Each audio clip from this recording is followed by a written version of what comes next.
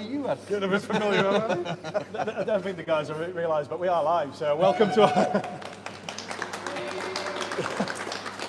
welcome to our 21st live Brew YouTube stream. We've got a live audience. Hopefully you could hear a little bit of background noise there. We'll maybe a bit later we'll get a bit fancy and pan the camera around and show you people.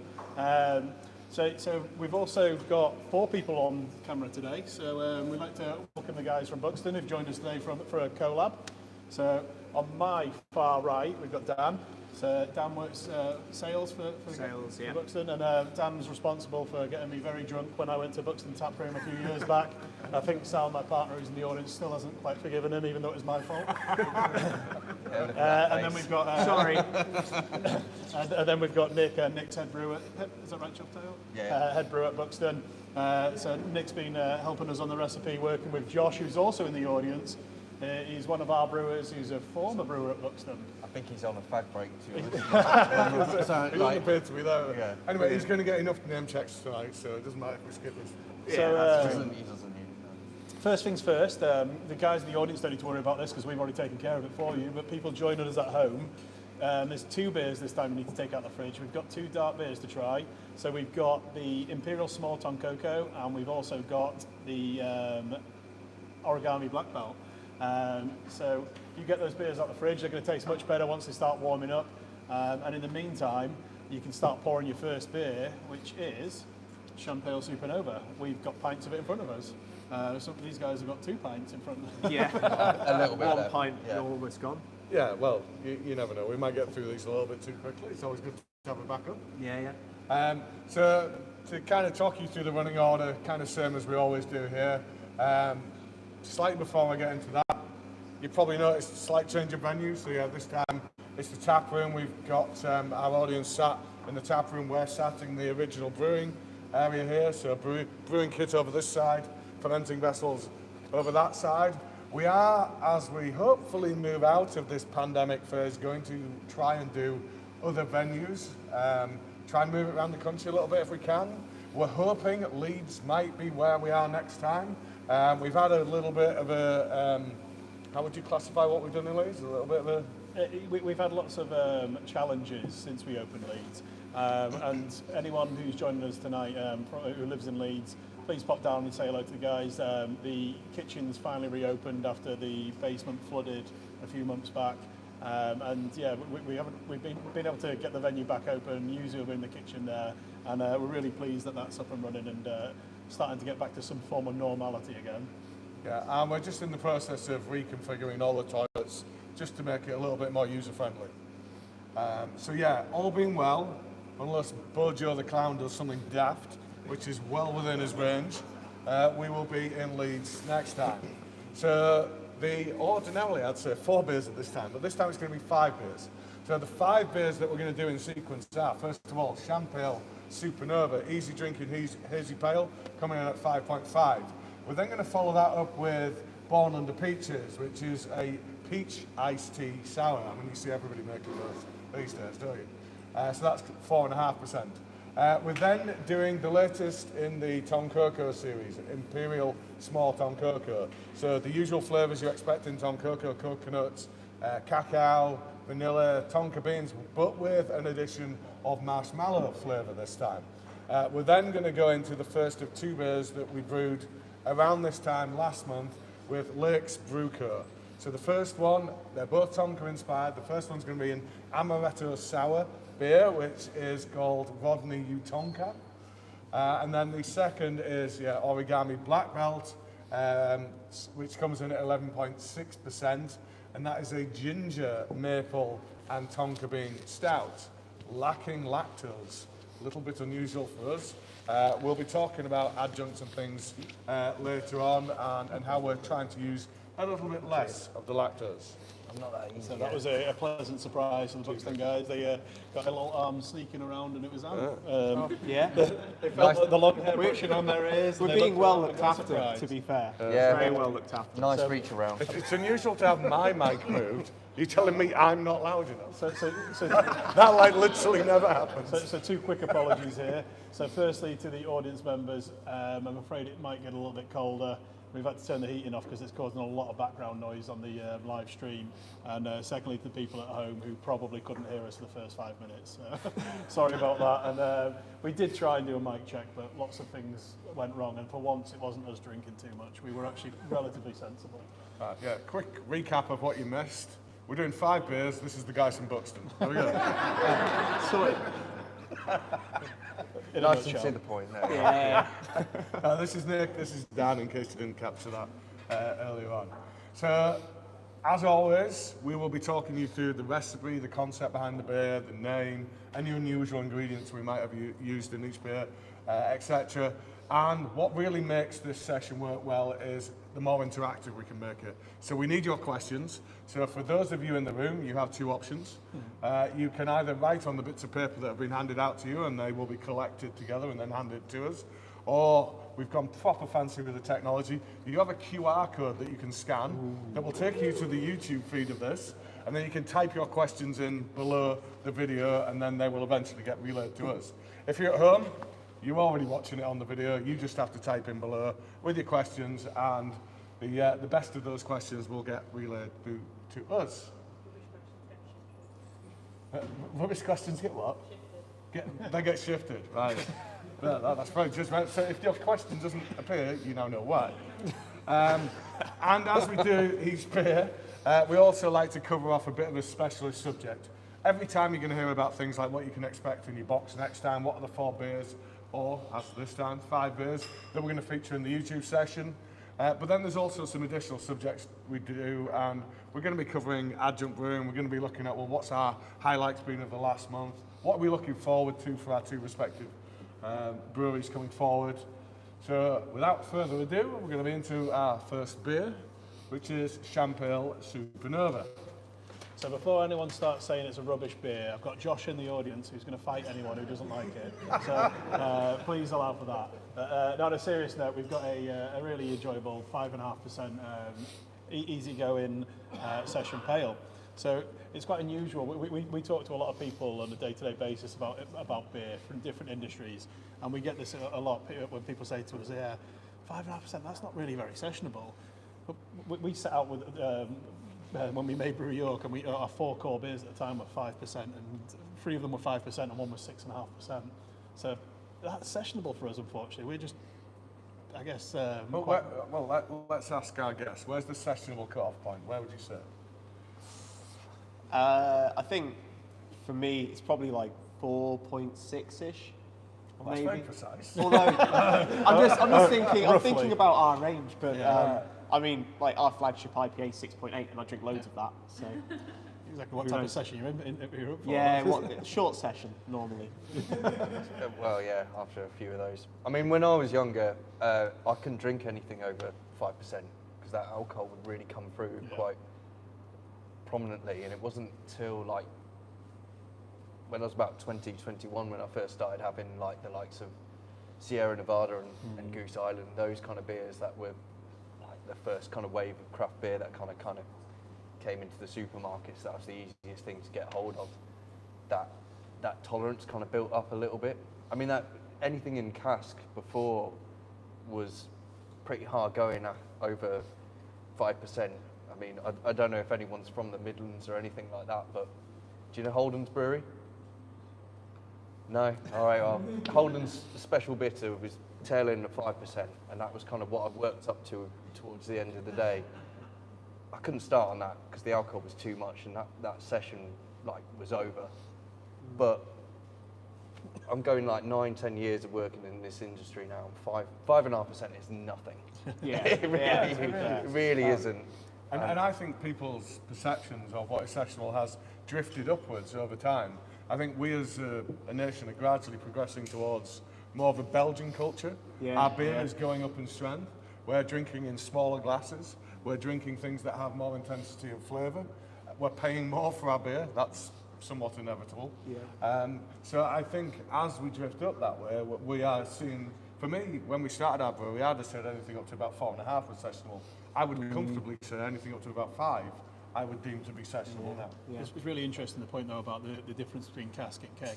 So if I, even though I don't feel 5.5% is that strong, and I'd happily have 6, 7, 8 plus pints of that. Sorry, she had a head turn. I'm looking over at my partner's not looking, so I can admit that. I'm usually drinking with her, so she knows that anyway. But yeah, in terms of cask, if I went to the bar and I was looking along and there was a 5.5% beer, it wouldn't necessarily put me off. But I think that style in particular, I would probably be looking at sub 5%. Yeah. Personally, yeah, but yeah. To conclude that before we go on Yeah, to the we've talked beer, too much about that. a wise man once told me all beers are sessionable. You just need to adjust the length of the session. Is that how many kids you have nowadays, Josh? Is that it? That's what you were talking about earlier, wasn't it? And it's that or the size of the drink as well. So you don't have to drink a pint of a beer. We just tend to assume that you order a pint. When you get drinking stronger beer, just order it in smaller quantity and then still drink that in the same length of time as you would have drunk a pint. It's Which is hard because we're used to sinking things in pints. It's why when you do go to Belgium, you see many British casualties because they try and session their strength beers in the way that you would drink them here. So anyway. So back onto the beer itself. We've got someone eager in the audience. Yeah, we've got someone who really wants to hear people's feedback on this particular beer. So this beer was designed by Josh when he joined a couple of weeks, no, a month or so after he joined. He got the free rein on coming up with a recipe of his own that he could brew and we could brand. So the name itself came from an informal chat in a car trip, wasn't it? It was. I've got a brilliant idea for a name for a beer. What is it? Champale Supernova. Kind of works. We could probably do something. He wanted to call it Juice. Hey Juice first, didn't he? As a bit of a Beatles tribute. But then Champale Supernova was suggested, and that was just instantly it has to be Champale Supernova. So this one's been brewed with barley, oats, wheat, standard malt. We've got a much more. Quite a hazy finish to it, with the more modern style. So you get more from having a more complex malt body. I think the standout grain in here that a little bit unusual is to use a little bit of rye. So rye is in a higher quantity known to have a kind of a spicy, peppery kind of character to the beer. Yeah. But when used in a lower ABV, more sessionable beer, it's good at kind of building body and giving that bigger beer feel. Yeah, because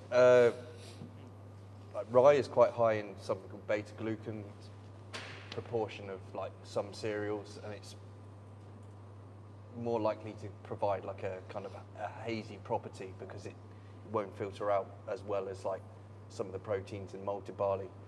And a lot of brewers nowadays, because the hazy style is something that they will go for, that if you combine various cereals, especially the ones high in beta-glucan, you're more likely to get like a more stable haze. So mixing it with like a variety of oats and a little bit of the protein carryover from wheat, if you want to keep that haze in suspension, then rye is a good one to mix it with. And then the hop front, hot side is Centennial and Laurel. Yeah. So when we say hot side, so when the vessel behind me, which is our copper, our kettle, it's where we boil the wort and we basically extract, evaporate some of the liquid, but we also try and get some of the hop flavour from bitterness and also the lupulin to try and get a little bit of a hoppy character into there. So Laurel isn't a very prominent hop. People use it, I guess, alongside other stuff, but you don't really see many single hop Laurel beers out there. We did one a few years ago now. It was Laurel, because I'm worth it. I can't imagine that was a fantastic single hop beer because it's really kind of drying. Yeah, because Laurel's actually like the Americans bred it as something to rival what the noble hops were. That was what it was kind of designed for. SARS and that sort of thing. So it was kind of viewed as something to use in kind of like lager type beers. I know some people that love it. Really, it's kind of has got that spicy kind of dryness that you would associate with like the. Well, the other hop that we used, hot side, which is a hop I absolutely love, Centennial. Yeah, my favourite all-time hop, in fact. So Centennial in particular, I really like in dark beers. so like black IPAs or India Stouts.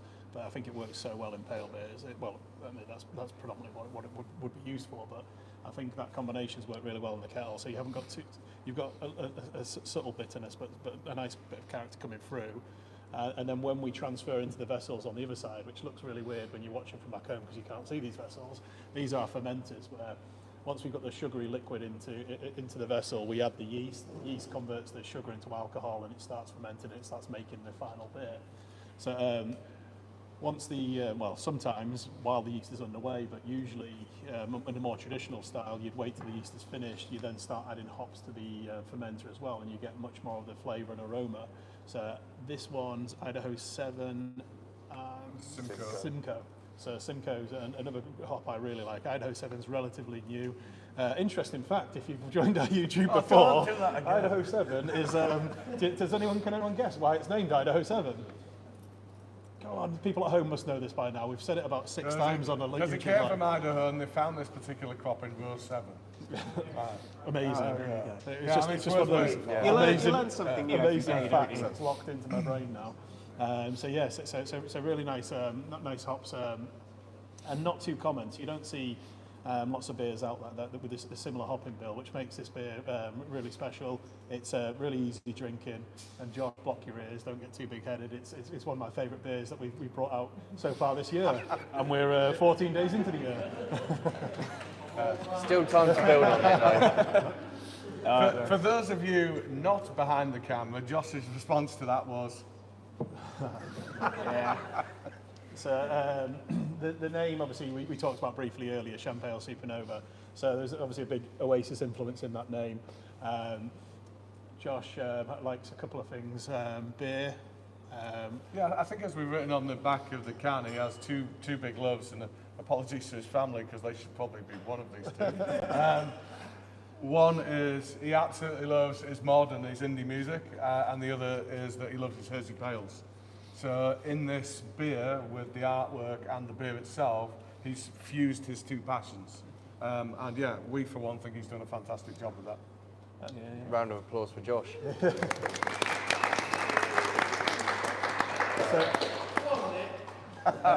So the artwork on the... I'll take credit, yeah? The artwork on the can took 2 iterations, really. We did a first draft, which was going nowhere, unfortunately. Then the second draft really hit home. It looks great. One of the things on there is another big nod to Josh. I'll probably offend him because I'll call it the wrong name again. I called it a scooter yesterday, and it's not a scooter. It drives a lot faster than a scooter, apparently. Up to 70 miles an hour, apparently. Oh, wow. Don't put this online because the feds will know. So Nick's stayed quiet about this, but he thought the name. Yeah, that's a Yeah, good yeah, point. I know that. Yeah, I know that. So I wasn't going to let him take credit for it. I was going to. Josh was going to take credit for it. But yeah, so it was a full-on collab. Well, no, it wasn't. This one isn't the collab. No, it should be. Yeah. This was a precursor conversation. Yeah, it was a offhand conversation in the back of Lee's van. No, the Ranger. He had sorry. kidnapped you. Yeah. So yeah, it's Champale Supernova. So it's nice for us to start on a sessionable 5.5% beer. What I particularly like about this beer is beers of this type tend to go with your citrus, your mosaics, and those kind of things these days. And Idaho 7 you would class within that, but I think using the Simcoe, which also brings a bit of a resiny back punch to it, I think really makes it stand out against some of those other types of beers. Yeah, no, absolutely. You see your citrus Simcoe, Simcoe mosaic, citra mosaic, etc. And yeah, you see some Idaho 7 thrown in there, but not that often. And yeah, for me, it definitely adds an interesting twist to the sort of normal combinations of hops. And yeah, I really enjoy Idaho 7 anyway. As Josh asked if you want any for the tap room. He's not yet. He will, I'm sure. Well, we'll take some for when you're down for a tap takeover. Yeah. So I can see we have some questions about to come in shortly. In fact, they are here right now. Isn't that a pooper scooper? Before we get into the questions, though, we always do our highlights of the last month at this point. So highlights for me, and hopefully this will get me some brownie points because my wife is in the audience, although she's apparently not listening at the minute. Both of them are deep in Still not conversation, listening. so... She's going to have to watch this on playback to earn my brownie points. One of my highlights of the last month was getting to spend some time with my wife and my family, which doesn't happen very often. So yeah, that time over Christmas was fantastic. Still not listening. Brilliant. It's on film now. Can At somebody least, like, tell her that I said this word? when the next argument comes out, just go to 3 minutes 56 on the YouTube video. Note down the bookmark time. it. Yeah. And I would say the second highlight is we have a little project at work that we've been working on for some time, which is to build our staff room, or rec room as we're calling it, where we're putting in a pool table, cinema system, dartboard, so forth. It's not quite there yet, but we've made some big strides in the last kind of month, and it's been really pleasing to see that come along. And more importantly for the team, it's a warm room that they can sit down in and eat their lunch in the middle of winter, which really helps. When Lee says it's a long project, it's been going on since we moved into the building since we started September 2020. So yeah, it's quite a long project. But it's going to be very cool. So my highlights, Sal's probably not listening. So my highlights were again, a little bit of time off over Christmas. Went up to Edinburgh, which was very good. It was just nice to get away and go on a busman's holiday to go see some other breweries, like I do. That was really cool. It was lots of fun, and Christmas time is always nice to spend time with the family, isn't it? That was cool. And my other highlight was a lot of fun as well. We were about to potentially go into another lockdown, and we don't get to do that much with the team anymore because of this. We can't go out and have a team night and then risk everyone getting COVID. So we could do smaller things, and we did a sales, pictures and numbers night out. What pictures and numbers is the marketing team is pictures, a finance team are numbers, and then sales are sales. So we did like a little, went to a few traditional pubs in York, a bit off the beaten track, or the pubs we don't normally go to, the ones that are a little bit further out, and just had a few beers where we felt it'd be a bit quieter, and it was lots of fun. It was just nice to get out and do that and say thank you to guys for all the hard work they do. So. And you clearly had a great night because there was some sorry-looking states in work today after that. or some last-minute holidays booked. Yes, yeah, there was a few that's a nod to holidays. Jacob, who's missed the numbers. He couldn't make it into work the next day because he was. In fact, I seem to remember our marketing manager being laid on a sofa when I walked through where we store our cans. Yeah. Yeah. And what about you guys? What's your highlights of the last month been? I'm glad that I had the time off over Christmas. That's from a personal perspective, but we've started to put some stuff in gear this year. For this year from where we are at Buxton, which one of the main things that I really wanted to do when we first started was start working a bit more with beer in wood. So the barrel aging thing, we've done a long time of big stouts, aging in wooden barrels, but we started to kind of expand that a little bit and work a little bit more with mixed fermentation, which is, for anyone who doesn't know, it's kind of going outside of just using the standard kind of Saccharomyces yeast that you'd use on your kind of clean, what we call clean beers, which is more often than not the kind of stuff that you drink. One of the big things that we had where we are in Buxton is cultivating yeasts off the kind of fauna that is around the Peak District. We do that by kind of laying beer traps, which is just kind of,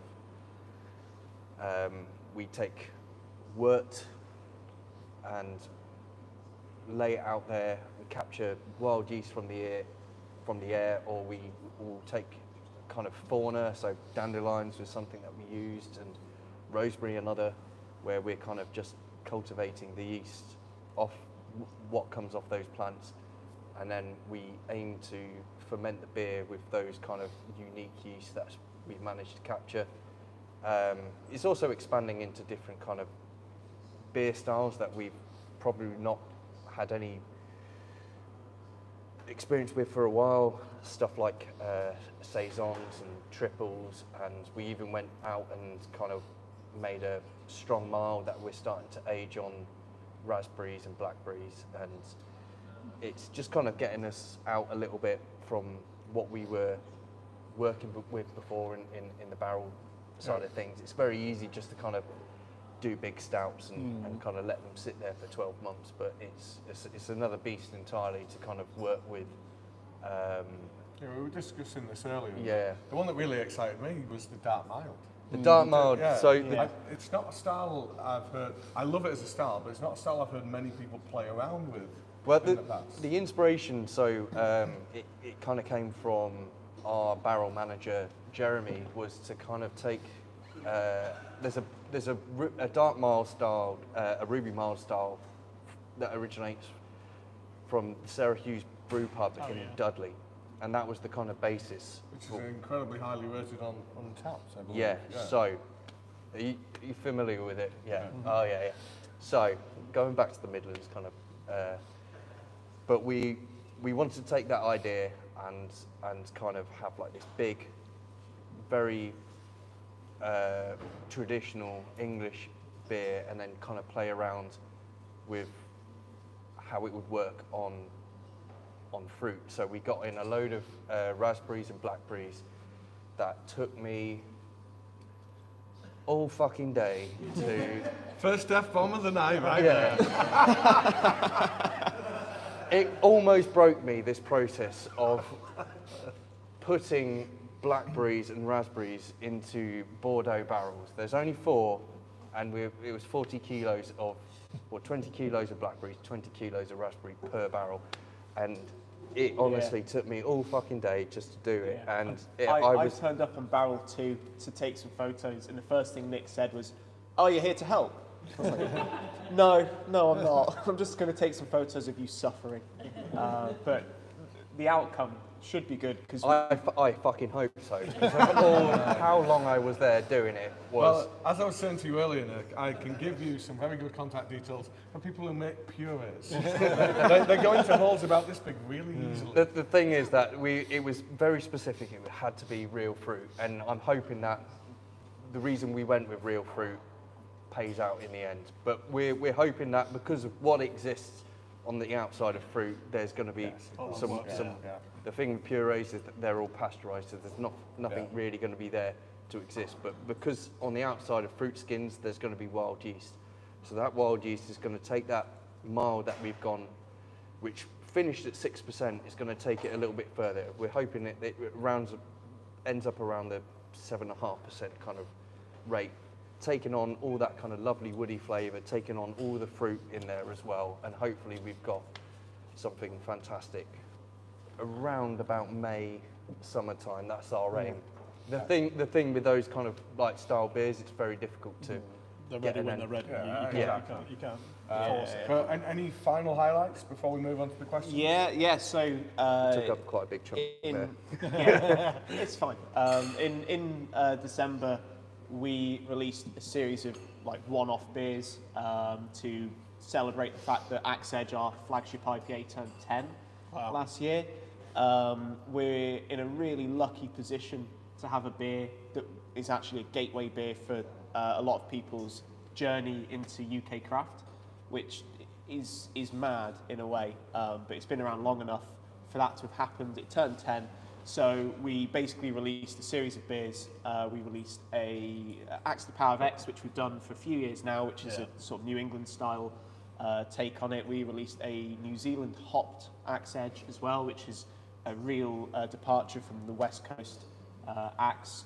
Then we also released 2 stronger versions as well. We released Sesquiaxe, which is 1.5 times stronger. So it was 10.2% triple IPA version, and Double Axe, which was a quadruple IPA at 13.6. Wow. And then we also did a black IPA version because we really enjoy black IPAs. It's a bit of a divisive style. Yeah. Seems like it's only us brewers drinking those ones these days. It's definitely for the kind of the nerds within the industry, but we kind of undenied about whether we would do the 13.6% version, and it literally kind of came on like the day Jeff, the owner, was like, "Yeah, let's do it." Yeah. And go big or go home. yeah. Well, We'll leave it for off camera, but I may need to grill you about the production technique on that one, and in particular the yeast that you used. What Lee said is we'll wrap this up and go to questions. Unfortunately, we won't. We'll go to the next beer because we've got 5 beers to get through, and we've taken half an hour on the first Are one. we not doing questions yet? No, we'll save them up for later. Okay. So, Oh, they're yeah, pertinent to pertinent. the food. No. Right, they have to So happen. what does the rye contribute to in Champale? That's think from we've done Bob. that one. So we covered Yeah. that, which is about the haze stability. I can see Champale as a core range beer, very tasty and accessible. What components make you decide the beers in your core range? That's from Rick. I was going to say, cheers, Josh, for the I was going to question. say, yeah. I think Josh wrote that one, definitely. What components make you decide what becomes core range? Money. Well, yeah. Number 1, does it sell well? Number 2, do we like it? And probably a slight number 3, is it branded well? That'd be about it. So yeah, it's sometimes difficult because trying to get an established core range means that you need people to buy buy decent volume of it. People buying decent volume of it, you can justify interrupting your brew schedule to make sure you always have that beer available. Whereas we've got to get a fine balance between trying to bring out lots of specials to keep you guys all interested, and then trying to maintain a core range to keep pubs and supermarkets as well as other drinkers interested. So it's a hard balance, and when a beer becomes core, it also means the price usually has to be a bit more competitive than your other beers as well. So we have to look at what we can do to make sure that beer is still affordable. And when we do specials, we don't worry about it as much. We do in some ways, but sometimes it's a case of just trying to make the best beer we can. And if that beer is expensive, then it's expensive. And if you guys buy it and appreciate it, then we'll brew it again. But what we don't want to do is limit our experimental capability by saying, well, it has to fit for that budget. Yeah. We do in some respects because it gets carried away. Well, yeah, I'm pretty uncontrollable in that way. What we're talking about here, really, to put it incredibly simply, is the difference between buying a fridge filler and buying that one-off special beer. You're going to pay quite a bit more for that one-off special beer. That beer we've just drunk fits more with that category than it does with the thing that you're going to buy a 6-pack off and drink on a weeknight. Yeah, a great way to say it. So would you buy 6 or 12 cans of it and keep it in your fridge? I would, but it's going to be a little bit more expensive because of the hops we've used and the volumes of the quantity of hops we've used. So something that more people are more likely to buy to keep in their fridge is usually a little bit more affordable and uses maybe a more economical on the hops. So we need to go on to the next beer. So we are going to move on to the next beer, but I'm going to do one last thing before, because this is for a super fan of ours. We would like to make a birthday shout out to Pete Riley, Oh yeah, happy birthday, Pete. otherwise known as 21 again. Bruce Forsyth. Juice Forsyth. Yeah, Juice Forsyth. Happy 50th, Pete, and that is with love from your lovely lady, Kerry. Happy birthday. Right, so now we are on to our next beer at last. This is going to be a long session, isn't it? Yeah, they all play. So now we have Born Under Peaches, so named to be like Born Under Punches, which is a Talking Heads album. I had to have that explained to me because I did not conceive this beer. This beer was conceived by Tom, our head brewer, who regrettably cannot be with us tonight because he's had to travel back down south to spend some time with his family and friends. I thought he was selling his flat. No. Don't tell his family that. He's off to see his family and friends. No, he has agreed the sale of his flat. He's popped back down south to see, friends, family. But he's conceived this beer. It's a peach iced tea sour. I've written on there that it's 5.5. I don't think that's right. I think it's 4.5. 4.7? Almost. Yeah. Wrong on all accounts. Have we substituted this? We have? We're good. Yeah, so I've completely got that wrong with what I've written on there. It's got a very simple grist. It's kind of following the, almost like the Berliner Weiss style, where it's a bit of like barley, a bit of wheat. With one slight twist, we've got some Cara crystal wheat in here, and was an attempt to kind of give it that almost tea-like colour. Pretty much done that, I think. And then hop-wise, yeah, little to nothing, tiny little bittering addition, nothing to really mention. And then we soured this with a yeast called Philly Sour. It's a different type of yeast, so most yeasts, like Nick mentioned earlier, are Saccharomyces. This is something called Lachancia. Have I got that right? Lachancia. Yeah. And it's a very unusual yeast, and it's only been discovered recently, and it was discovered by some researchers at Philadelphia University, which is why it's called Philly yeast. And it does something quite unique. So it has the ability to produce lactic acid, and it does that, so it'll produce lactic acid, and it does that to a point, and then it decides all of a sudden that's enough lactic acid, now I want to make some alcohol. So once it's created the kind of conditions it likes by creating this lactic acid, it flips into a mode and it creates some alcohol. So ordinarily we would make sours using different types of bacteria, and we'd do it in a kettle, and it'd take like 48 hours on the hot side before we then put it into the fermenters and did whatever we did with it. With this, you just do hot side like any other beer. You produce your wort, you put it into your fermenting vessel, and then you pitch this yeast. And then it looks like it's not doing anything for about 3 days, but what it's in fact doing is producing the acid, and then all of a sudden it begins to produce this alcohol. And we really, really like this yeast because unlike the kettle sours, the kettle sours for me, they're going to drop the pH, they're going to give that like sour, but they bring across more kind of thunk, more complexity. If you want something delicate and clean, I find these kind of Philly sours work a lot better. So when we're going for this like tea-like character and we want it to be peachy and so forth, and these are not big flavors, for those to come through but yet to have that sourness, it made sense to use the Philly sour to create this type of beer. So again, got to give a shout out to another member of our team. I think Tom's done a fantastic job in constructing the design of this beer. It doesn't taste like it should though. Rich, that's a joke, by the way. It is a reference to an Untapped rating we got, which always makes me laugh. And I was like, what, it doesn't taste like it should? How do you know what Tom's mind was thinking when he developed this recipe and idea? You could say it doesn't taste to them like a peach iced tea sour. Yeah, that's your opinion, and I'd agree with you. Well, it's your opinion, I agree with you. It does taste like a peach iced tea. Was it almost a don't like peach iced tea sours 1 star? Yeah, well, kind of like we can really like go down the rabbits while we're let's not open it. It's brilliant though, but it was just fun because it's nice to have a little bit of a jest with the team, and it's my favourite quote for Tom at the moment. What's really impressive is that just the kind of tannic kind of crossover that you get from, say, like a Lipton's iced tea. You have that kind of like little bit that kind of hangs around. That is there in that beer. And that's I think super impressive. it's a really shout to good. the audience while I'm looking, but I'm not looking at Nadia Market, I'm looking at Nadia Brewing. Was it you and Tom who went and tasted the teas to single out this one? Yeah, because we worked with Hebden Teas, Yeah. local to York, so we came up with what tea we wanted to use based on their recommendations and trying a few things, and we did some testers. So people at home probably didn't hear that, but Nadia, who's one of our apprentice brewers, she worked with Tom and went to Hebden Tea, which is a local tea, what's the word? Purveyor?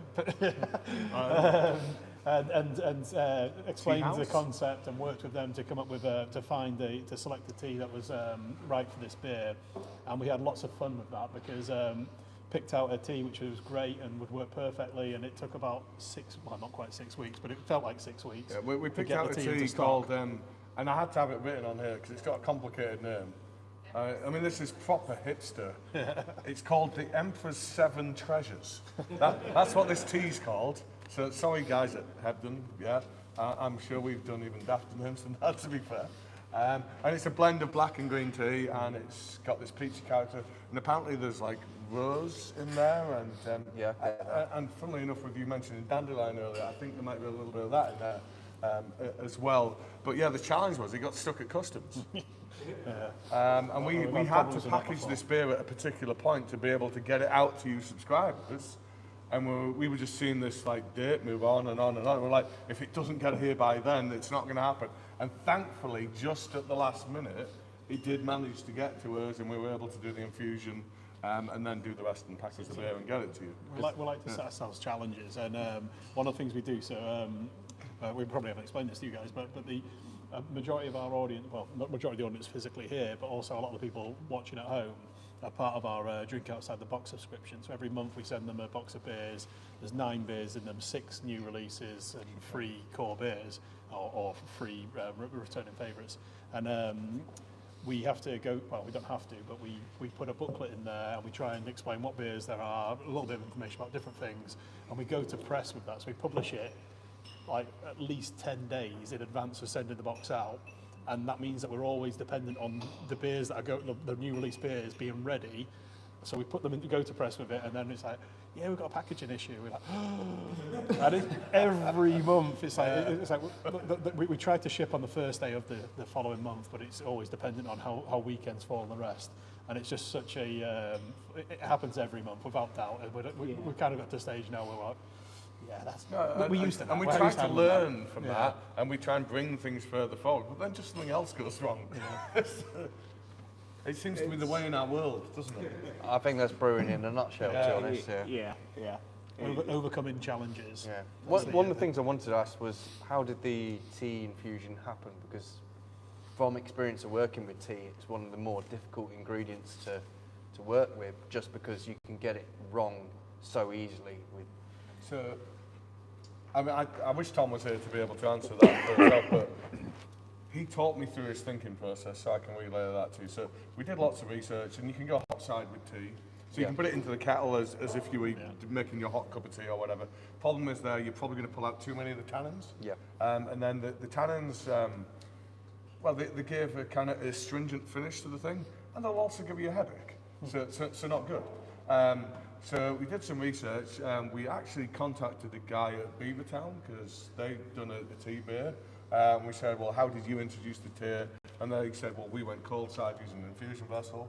So we then did it cold side with an infusion vessel. And the beauty of doing it cold side and having it in a separate vessel, and an infusion vessel basically means beer in one vessel, tiny vessel with the ingredient in that you intend to infuse it with, and you pull the beer out of the big vessel, you push it through this one, and then you go back into the big vessel.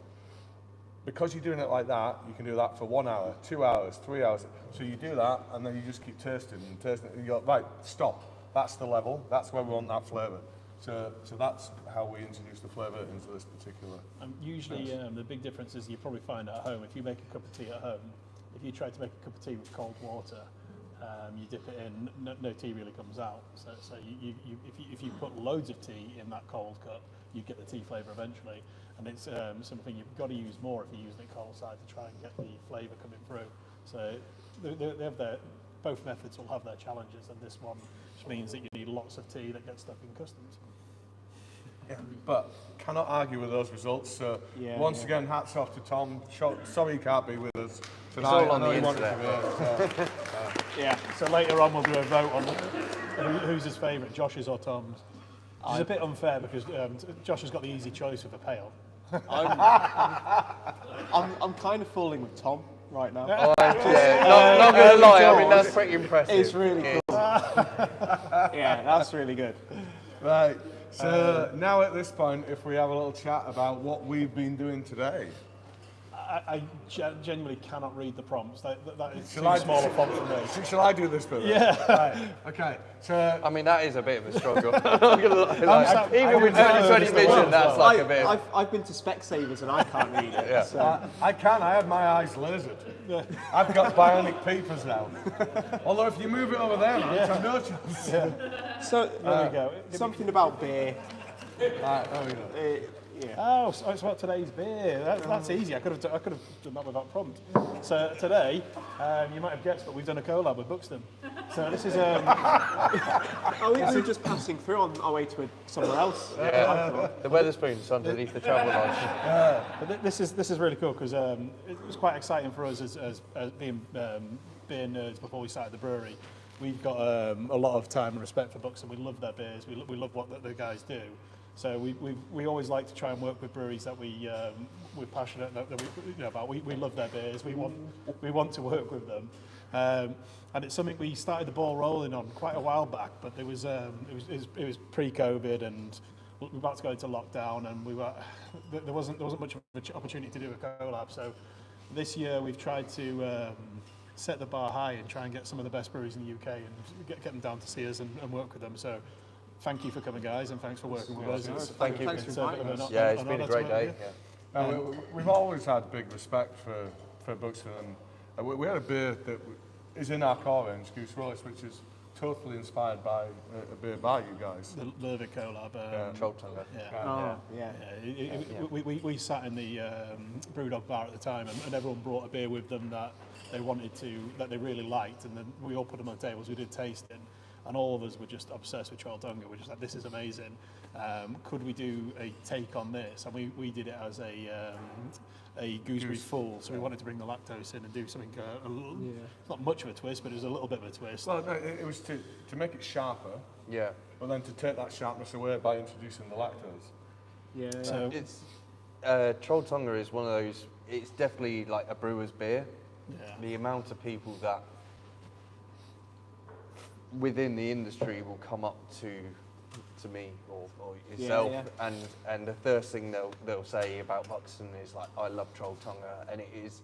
Yeah. It's I don't know. It's like one of those. For the benefit of people who don't know, tell us what Troll Tonga is. So Troll Tonga was or is. We still do produce it. It's on the brew plan. It's going to get brewed in the next couple of weeks. Nice. So it's a sour gooseberry IPA.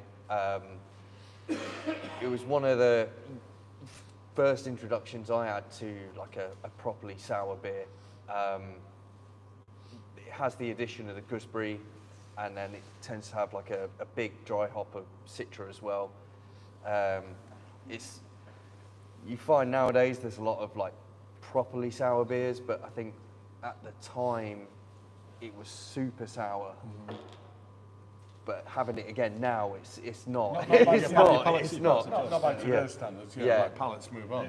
But it seems to be like a bit of a gateway for that kind of whole introduction to a lot of craft beer, and especially craft beer brewers, like that kind of thing that you can maybe push the boundaries of acidity a little bit further. Yeah. And it is one of those like beers within like the plethora of brewing, modern day craft brewing, that it has like a massive cult following.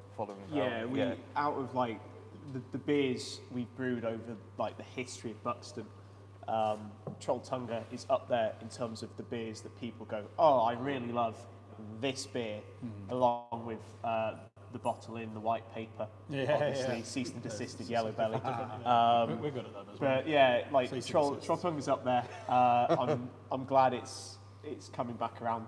Partly because it's my partner's favourite beer, so just for that basis, we need to keep brewing it. To link us back to what we've done today then, so it's quite common for you in your brewing and your collabs to make geographical references. So Troll Tonga is the highest mountain in Norway, and you brewed with Lurvik. And then today we have brewed. Yeah, so the beer we brewed today is called Through the Air Gap. And this is one that Nadi's came up with. That. Good segue. A geographical reference between Buxton and ourselves, and if you're going to do the walking in the peaks, or not, peaks and Pennines and Dales, it's called the Air Gap, and we thought it was just a nice sounding, it was a nice link to what we were doing, and also we think it worked quite pretty well. What we're going to do a little bit more of now going forward is when we're working with other breweries, try and find some specific reference that ties it in. It's not always going to be a pun, unfortunately. If we can get a good pun, we'll use one. But unfortunately, there wasn't really there a is good a bit of pun a out pun of there. Buxton. Yeah. That was it. But really interestingly, I don't know I guess it was subliminal, but we're doing, like we said, working with breweries that really inspired us and really we've got a lot of time for. Last month we did it with Lakes, who are a very new brewery. It wasn't necessarily Lakes who inspired us to make a beer, but it was their previous brewery, who I won't mention on camera. We mentioned a few times. Matt used to work at Hawkshead, and he made a beer there called Tonka. That's what inspired us. But yeah, they massive inspiration. We brewed Tonkoko, and then we brewed other variants of Tonkoko since then. You guys made Tonga, which has been a huge influence on us, and we then made Goose Willis. And then next month, they've got another one of your neighbour breweries coming to see us, who brewed a beer that not a lot of people might have heard of called Jaipur, which obviously influenced us massively. What is that beer? I've never heard of it. And we might have had an IPA that beat them to bronze, and we got gold in the national. Maybe we don't mention that when they arrive here next month. But yeah, Well, it's committed to film now. I mean, It's out there. but it's just really good for us as beer geeks as well as brewery owners to go back to that and be able to work with breweries who've helped us get to where we are on our journey. So we talked a lot about not specifically the beer, but you guys being here, which is nice. And like I said, thank you for coming down. that's all right. It's been a pleasure. So, in terms of what we have brewed today, so yeah, it's called Through the Air Gap. That is about this point between the Pennines, the Yorkshire Dales, so almost the fusion of our breweries. And what we've made is a Chinook, Citra, and Idaho 7 hazy pale. Yeah. I was pleased to see that you and Josh opted to include Chinook, because I think this year's Chinook has been incredible. I'm a big fan of Chinook. I mean, it kind of stems from the one of the things that we have done the last few years since I've been there anyway, was the single hop series that really took off. I think it was a way just to clear a hop contract. We know a little bit about that. It was just to clear a hop contract, but it kind of gave us a little bit more scope to start working with like certain hops that were coming through. And I honestly think one of the best ones that we did was with Chinook. And I think Chinook is a very underappreciated American hop, and it kind of gets lost out to the, like, even like the kind of, not necessarily like the Mosaics and the kind of Idaho 7s and the Simcoes that were kind of like the big name kind of like rockstar hops at the time. Not even like the Amarillos, but like it was there, it had a place and a time, and it kind of got lost a little bit as people started to kind of embrace mainly like the citrus. If we and give stuff people, like that. Cascade and Chinook. yeah, if we give people who are not necessarily in the know a little bit of hop history. So in terms of craft, Cascade is the hop that launched the scene. It was Sierra Nevada 25 plus years ago, 26 years ago maybe. Sierra Nevada was, I think, 85, I think they celebrated. Even longer than. Yeah. So Cascade, I'm definitely not going to the toilet. I'm glad he went. I was literally on the cuff. Same. And I didn't go before everyone else. Like, I was like, yeah. Predictably, it's Wayne going to lose first again. So, yeah. as soon as he comes back, I'm going as well. So, yeah, to give you a little bit of hop history, guys. In the US, the thing that launched the craft beer scene was a beer called Sierra Nevada's Pale Ale. It was founded on Cascade, and it was a hop that they'd had there for a while. I think they were almost thinking of ripping it up from the fields. They weren't going to continue to grow it. And then this guy called Ken Grossman, he brewed this beer with it called Sierra Nevada Pale Ale, and he pretty much transformed the entire American beer scene. And he created this craft beer movement. And around that time, the hops that you would have had available we refer to as the classic C's. You've got your Chinook, you've got your Columbus, you've got your Cascade, Centennial. your Centennial, these kind of things. That's what you had available to you then. Since then, there's been all these breeding programs that have gradually made these more intense, and most of them moving towards the more tropical and flavour characteristic hops. So, yeah, it's I forgot why I was doing this now. But We're talking so, about that's kind of hop history. But Chinook was one of those like lost hops within all of that, Chinook, that's right. because it kind of was amongst those kind of Centennial, Cascade, that first wave of like proper kind Yeah, of. sorry, so that was my point. So a lot of those have then got kind of not quite forgotten about, but kind of pushed to one side and not used so much, because everybody goes for the sexy stuff now. You see your mosaics and stuff. They get thrown in the copper as a way to get rid of them. That's it. Like someone buys them on the hop contract and then doesn't really know what to do with them, because no one, in the big scheme of things, like when you not many people are aware of like hop varieties, but most people are aware of like stuff like Citra Mosaic, and they're big sellers. So when you try and do like a big like hop-led like single hop beer using Chinook, people are like, I don't really know what that is, and then less likely to go for it than they are say Citra. So. Well, we didn't do we didn't do a single hop with Citra, but we worked with Yakima Chief, our hop provider, and we did a series of beers that used their cryopop, cryogenically created hop blend of various different things, and then we sat loads of different hops over the top of that, and we did Talus, and we did Chinook, and we did Idaho 7, and I forget what the other one was, and we did just the cryopop on its own. But for me, the one that was the most like amazing, the one that stood out and did something I'd never expected it to do, was the Chinook one. Chinook still got a lot of love for. Sweet Chinook music. That was the beer, yeah. No, I'm going next, Nick. It's like domino effect, isn't it? So we've been told to move on. Well, no, it's not questions, but we'll do a few questions and then we'll do a little bit of a chat about Buxton Brewery, because we've just assumed that everyone is as big beer geeks as we are. Yeah, we've skipped over a whole section there. Let's do a few questions and then we'll, when Dan comes back, we'll talk about Buxton. Okay, so we'll skip that because this is a question for the guys at Buxton. We'll keep that for when Dan's back. So let's go for this one. Tell Lee I actually quite like the tea from Polly. I actually quite like the tea. Oh, she's drinking a sour beer. Wow. Right. Yeah, my wife doesn't do sour beers, so that's quite impressive. Okay. I would say that the sourness is not. It's very subtle. It's not. Yeah, it's not very sour, if is it? you're not used to sour beers, it's definitely the one That's to the, kind of the start the with. Philly It's yeast. That's it. gateway. There you are. So I can see it's more as a fruited beer, but really, wouldn't it? but it's very much a summer beer. Yeah, And it's we brought it out in a very cold period of time, and someone said, "Born on the Peaches is so summer. Do you plan to bring it out a summer drinking series with this and lemons give you and some of the fruity summer-based beer sours?" What? I really didn't get a word of that. What? So Born on the Peaches is so summer. Do you plan to bring out a summer drinking series with this and lemons give you the answer? when lemons give you life. I think our simple answer will be to that we have released beers like this that would quite clearly suit the summer seasons more, and we are doing more to try and make sure that we line up those beers to the suitable seasons, because we've got that wrong in the past.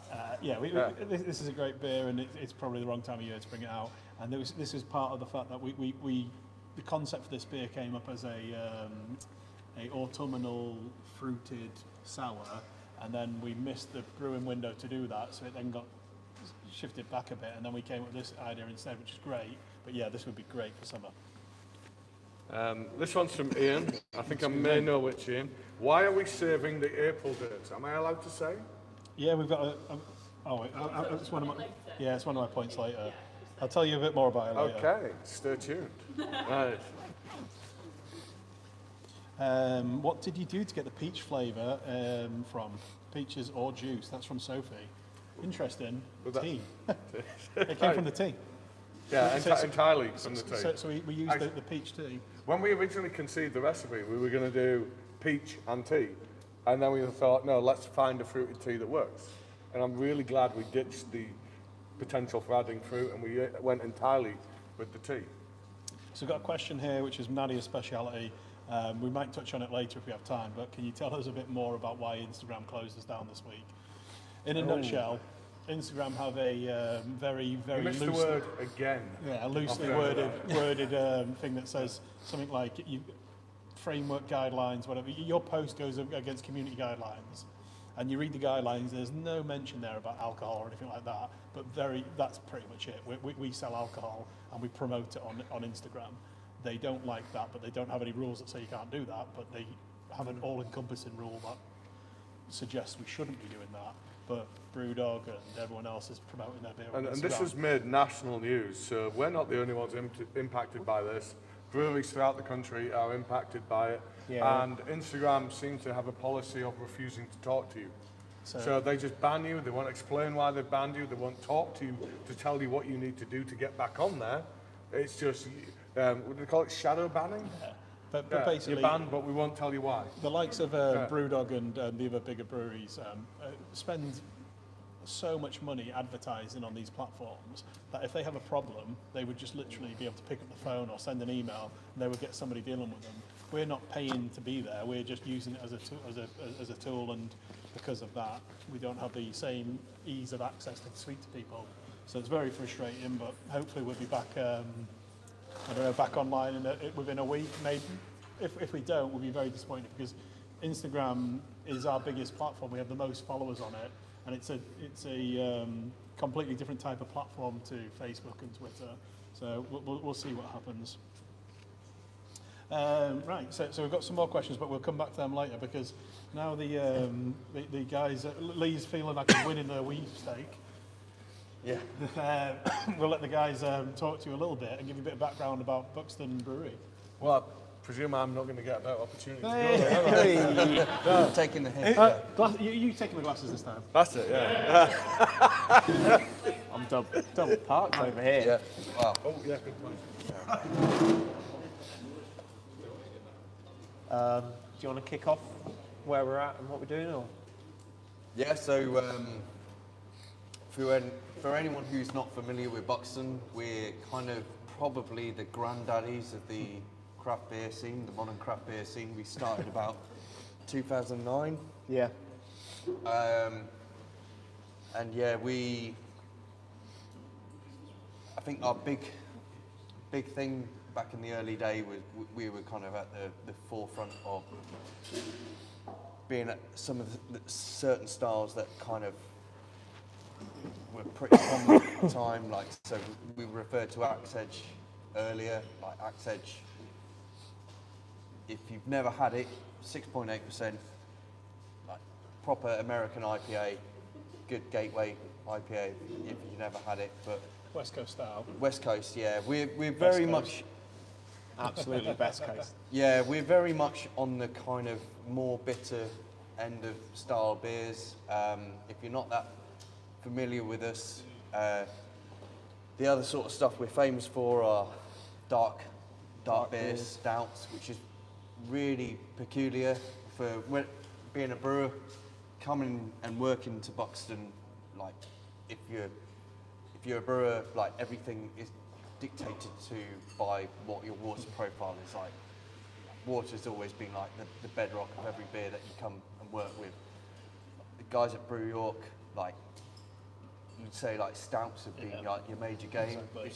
It's quite easy to do when that's what the water that you're given with. Up in Buxton, we've probably got the best water in the country in terms of like as a blank canvas and what you can work with. But yeah, we're quite famous for our stouts, and I think that's kind of the guys that come through working at Buxton before, like people talk about like rock star breweries within the industry, and Buxton have had like a couple come through through back in the day, and they've kind of been a reason for why like certain styles that we're famous for, we're kind of responsible for. Yeah, So you guys were one of the first in the industry to have a black IPA, weren't you? Yeah, so way back when we released a black IPA called Imperial Black, which we most recently did, I think early last year, actually.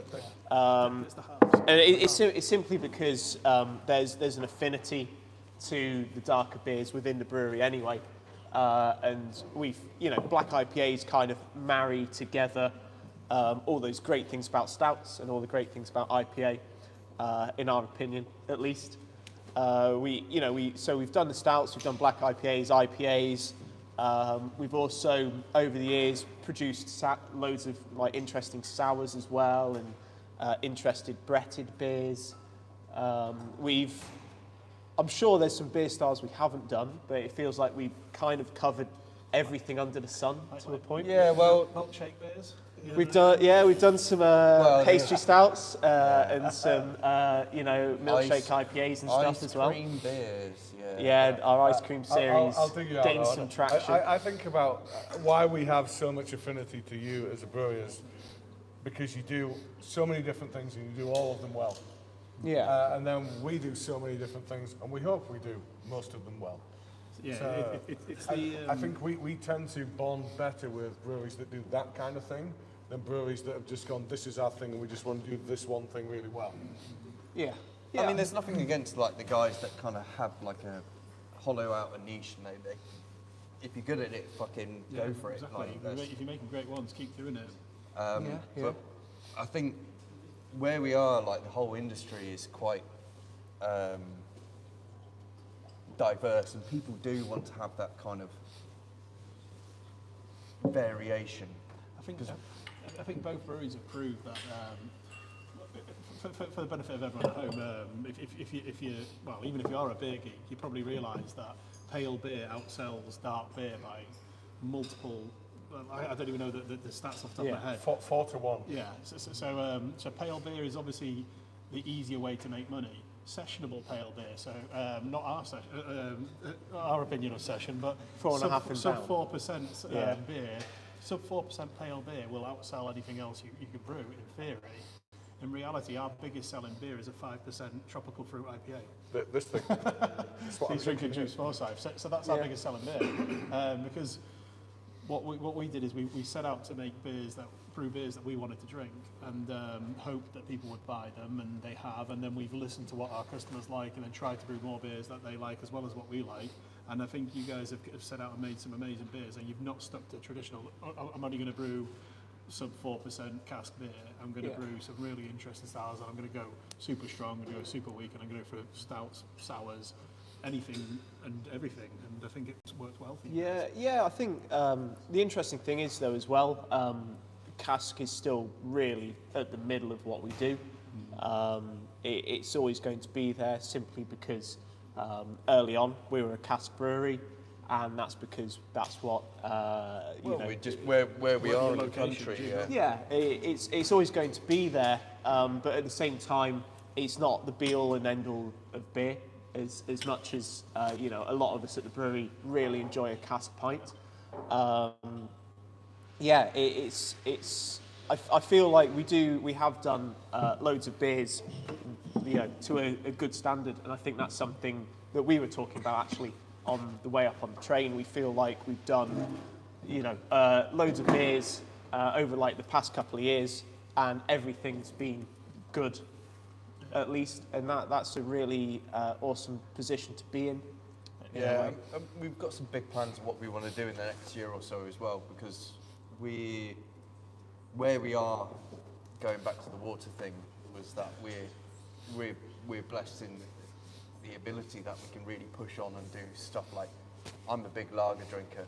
I love German. I don't know if Wayne's already done this while I was in the loo, but I'm bloody jealous of your water. The water, the water you get to work with is incredible. Just to sum it up, we have a mutual Adoration of water. We're really getting into like brewery nerd stuff. It's the water is the thing. It's not the hops. It's the water. Well, let's not geek out on it too much. Let's just say 95% of what you're consuming is water. So do you think that's the bit you ignore, or do you think that's the bit you need to take really seriously? The water is huge, and we are both very, very serious about that and very, very geeky about that. But yeah, you don't need to worry about that so much, as long as you're happy to let us worry about the science of that. I mean, coming into when you brew beer, ideally you want like a blank slate where you don't need to like work against anything, and that's generally what when you're working with water in brewing, you're working against what will counteract your ability to make a beer. And it's usually like how much hardness you have in the water. How is that going to affect everything within the process? Buxton has fuck all hardness in the water. It is honestly a blank slate, and you can like just throw what you want into it and make a good beer out of it. So I really don't understand why we've got a good reputation for dark beers, because dark beer is always been something hard work. Calcium carbonate. Yeah. So, if anything, we should be famous for And our where- lagers and our New Englands, which is soft water profiles. But it's never something that we've been really able to exploit, and that's something that I want to do in the next year or so, because that is the kind of beers that I'm a fan of, like proper German brewing. That's what I want to be doing. Yeah, I mean, to conclude on that, He said the word. He's going to conclude. I'm going to conclude. But, I mean, what Nick's saying there is, for us, the real craft of brewing is to do something cleanly, to do something scientifically well. And the best demonstration of that is something like a lager. Yeah. I'm not a massive lager drinker. It is not my thing. But in terms of proving your brewing craft, lager is the thing to do it with. Because all your hygiene practices have to be spot on. Your water chemistry has to be spot on. You're so Every exposed, element yeah. of what you do has to be spot on, because there's nothing to hide behind. You can't hide behind with these big multi-characters. You can't hide behind big hops. There's nothing to conceal. It's really putting yourself out there. This is me saying, I think I'm a good enough brewer to do this without any faults. It's going to be completely faultless. That's what lager production is. It is the guys that do it well as well. You have to kind of admit that these guys are proper serious brewers, because there's nothing you can, like you said, nothing you can hide about. And it's you're exposing yourself for every fault, and if something does go wrong, it'll show itself up very quickly. And more often than not, if you have a lager in a craft brewery, it's usually often made as something that is just there to kind of tick a box. Something to be part of the portfolio. And they either don't give a shit about it, or they're not very good at brewing. And so they tend to be very poor. Yeah. If you go into a lot of these kind of craft breweries, and their only lager selection is the only thing they put out there. Believe me, I've been in breweries that are like that don't give a shit about lager, and it's a box ticking exercise, and it is about making it something as easy as possible, just to tick a box, and it doesn't give a shit about the brewing process. It is literally about just getting something out there. So when you do find a good craft brewery that does a good lager, it's something to hold and really And I celebrate. know I've said the word conclude once already, but this is definitely a conclusion. Who decided to do 5 beers today? That would be me. What is the time? To completely wrap up that point, so Buxton has fantastic water. Should they choose to, they will be able to do fantastic lagers, and I think that's where they're destined to go. Yeah. For us in York, we have really hard water. That's why we've developed a reputation for really, really good dark beer. So at that point, let's go on and drink a dark beer. That's a good segue. I like that. So the sharp-eyed viewers at home and the audience the live audience should have noticed this from drink 1. Look at what we've got. New glassware. So you might actually see these on the web store from next week. So these are little half-pint glasses in the branded style of our other glassware. These are the short, stubby ones. They're really cool, really nice, and Retailed at what? yeah, we haven't Yeah, set price what's yet, the I don't think he's crunched the numbers on it yet. Yeah. but they're the guys at Festival Glass who we've used previously turned these around in record time for us. Amazing glassware. So hopefully you guys will get the chance to enjoy them next week. What are they, one third and pint? 1/3 a pint. half pints. Pint. So you're going to fit a pint in there? Pints. No, because I was Pour it reading in, that, finish half some of pint. it, and then top the rest up. Sorry, 1/3 and half pint is of course what I meant to say. So yeah, so the beer we're drinking now is Imperial Small Tonkoku. It's the latest in the Tonkoko series. I would love to tell you how many we've done in this series now, but it's quite a few. Go on, and I'll tell you roughly how many we've done in the Lupulus X single hop series. Oh, I could tell you roughly how many. Yeah, but go for roughly. I'm intrigued. Right, Tonkoko, Imperial Tonkoku, count them off. Empress Tonkoku, can't count first 2 myself. iterations of Empress Tonkoku Bowlers, that's 5. Salted Caramel Tonkoku, that's 6. Cherry Tonkoko, that's 7. Small Tonkoko, that's 8. Imperial Small Tonkoku, that's 9. Barrel-aged cherry We Tonkoku. then did another barrel-aged variant of the Empress, so 10. And then we're about to release another 2 versions of the barrel-aged. So I think we're about 12. That's pretty good. Yeah. Like Yeah. for stouts as well. Our single hop IPA series, Lupus X. I don't know the exact number. Lupus X. Lupulus X. Having sex with hops? Just That's weird. That's pronunciation, yeah. Unique New York. Lupulus X. I think we're between 25 and 30 now on our single hop Those IPA. hop But as you contracts have said, been run down. like, Yeah, well, we're running out. we're fine. The hop store's empty. That's why we had Paul and that lot earlier from Charles Farron. Try and get some more Yeah, out. I guess like because you know if it's like 4 to 1-ish on IPAs to stouts, that's about right. But yeah, We brought out a beer called Expander a few years back, and it was basically our experimental hop range. It was a 4.5% session IPA, Yeah. nice base body, and we just used whatever hops we could get hold of. At the time, we didn't have amazing contracts, and then we got amazing contracts. Then we started doing whatever the best hops were, and it was a great beer. And we digressed completely already from back to dark beers. Imperial Imperial Small Tonkoku. Tonko. I am wondering how we ended up at Session IPA from Pastry Stout. Anyway, yeah. So back to Imperial Small Tonkoku. So yeah, this is, I think we've just determined, approximately the 12th iteration.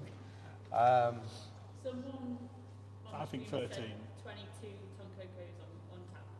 Oh yeah, because there'll be stuff like the 22 cocktails right. we make and stuff 22 like that. Tonkokos on Untap. But I think some of those That's are different official. It's annual on releases Untapped. and so forth. That's what it is.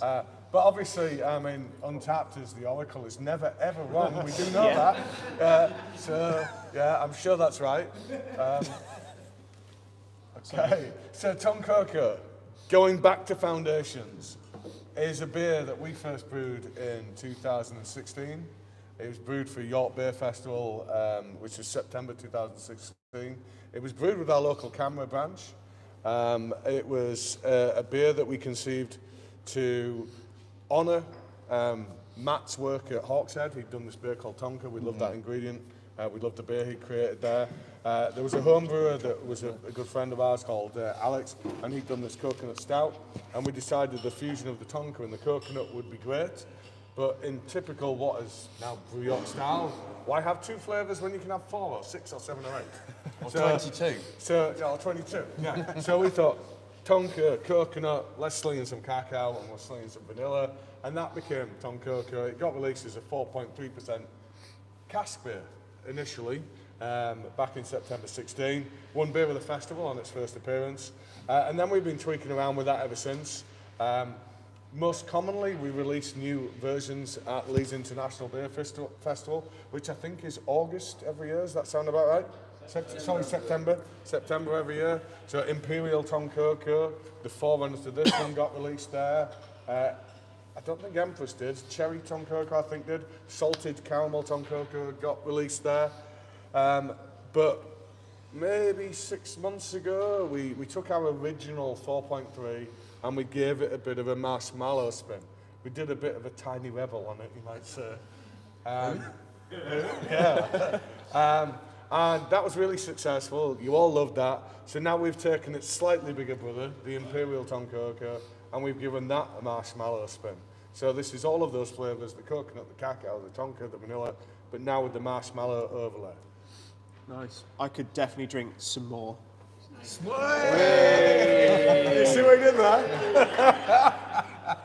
How long have you been looking at that prompt for that? I've been thinking about that all day. All day. Oh no. Was it worth the build-up? Yeah, I think the reaction. I got some That was reaction. good, I'll yeah. take that. I'm happy with this now. Yeah.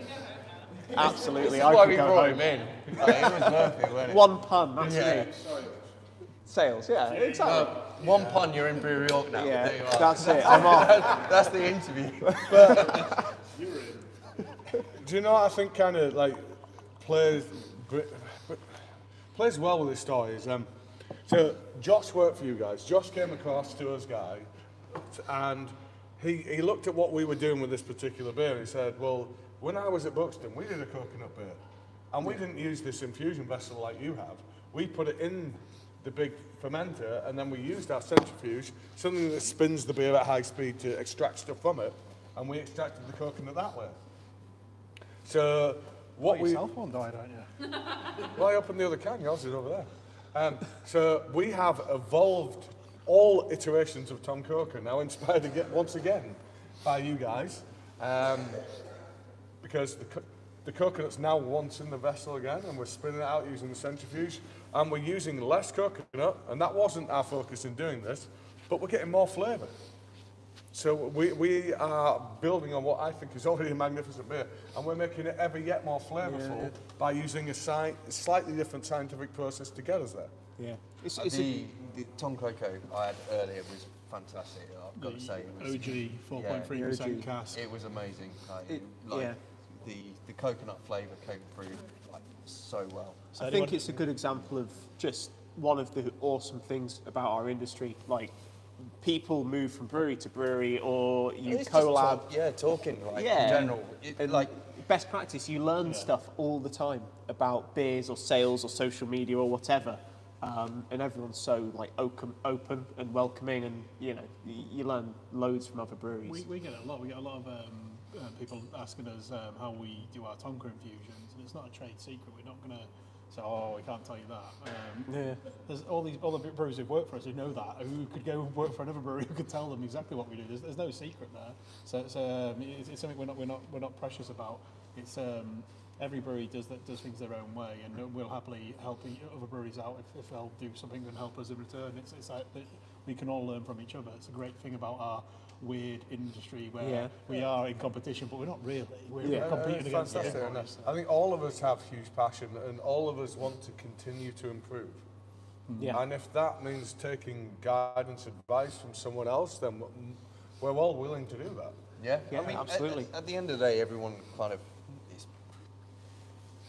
thrives a little bit off bouncing ideas off one another. And this is one of the reasons that collabs are such a great thing, that we learn so much from each other, that if you don't take them seriously and you just do them and for a marketing exercise, you shoot yourself in your foot. You're losing so much opportunity where you can actually help each other and achieve and make beer better.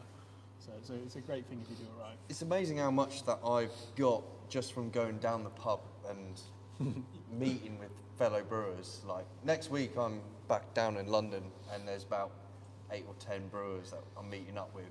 Mainly just going to be moaning about the fucking state of the industry, but within like Boris Johnson. yeah, well, mainly about their bosses. Within that kind of portion, someone come up with an idea that they've been doing somewhere within that job, and everyone will go, "That's fucking great. How have I never thought about that before?" And they'll go back to their job and implement this idea, and it benefits everyron. And that's Sometimes you don't see the wood for the trees. So we've got this incredibly expensive separator. Another word for a centrifuge is a separator. Its job is to take one thing and pull it apart from another thing. So why didn't Liquid we and think solids. about doing our coconut that way? It took you guys, courtesy of Josh, to tell us that, well, that's a really easy way of doing that thing. And we're like, Yeah, obvious. So, ironically, let's talk a little bit about adjuncts. So this is a stout that is packed full of them. So an adjunct is basically effectively a non-Reinheitsgebirge ingredient in beer. When I say Reinheitsgebirge, it's the core 4 ingredients, which is water, yeast, hops, and malt. So outside specifically barley. barley. Outside of those anything 4 else could be ingredients, considered. the German purity law says it's not beer. Obviously, things have moved on a long way since then, and we use all sorts of different things in beers. But this beer in particular has lots of additional adjuncts. So we use lactose, we use coconut, tonka, vanilla, cacao, and in this one, marshmallow. So lots of different additional ingredients. We want to move a little bit away from that next year, and in particular, want to move more away from. Well, we keep saying next year. That's now. In the way now, that 2022. we're not in 21 anymore. We're in 22. This year, we want to do less of the lactose thing. Yeah, it's lactose in particular we want to try and move a little bit away from. We love it. absolutely love it. And there's plenty of customers out there who now want to try the beer, who are lactose intolerant, who tell us that they've heard great things, who really want to try it. And we brew a beer called Tonk Oatco, which is a 8.5% vegan-friendly version of Tonkoko. So it doesn't use lactose; it uses oats instead, and oat milk and oat. So it's lots of focus on oats. Which we have in tank at the minute, and maybe in your box next month. Exactly. I think it is in your box next month. It is, and that's what we want to look at other ways to make the beer a little bit more accessible. And it doesn't mean we'll stop making lactose beers. We will continue to do that, but we're going to try and find other ways as well and see what you guys think of them, and hopefully you'll like them as much, and we'll do more of them in that respect. And the first one of the year that we brewed, well, we brewed it last year, but it launched this year, is the last beer on the tasting, which is the Origami Black Belt. So the first no lactose stout we brewed. Yeah, and we've got one we've next got a second month. one launching next week, or next month, well, 2 weeks time, and that's Big Toucan. Yeah, let's leave that for later, shall we? We'll tell you a bit more about that later. But yeah, we were trying to do... Secrets, don't tell them. Yeah, he's got some secrets he wants to tell. Yeah, it's just been pointed out off camera that somehow we've got a bit of a role reversal. I'm the one that's supposed to leak stuff, not you. Well, and someone else has taken your role as swearing tonight, so... This guy, yeah. My mum knew it would be me. I don't think he swore yet. I might have It's I've been keeping track. It's only Nick so far. So far. All we So needed far. was you to go You for do a need pee to first, qualify that with the so far. Yeah. It is going to happen. We're only 2 and a bit beers deep out of 5. And I've got my wife in my audience. And Wayne has his partner in the audience, so maybe that's holding us both back. So adjuncts, what's the general consensus in the audience? Do people like adjunct beers, or do you prefer more there's nodding. natural? Lots of nods. So we like the particular one we're drinking, but are you more likely to go towards something that's a little bit more traditional? Or not?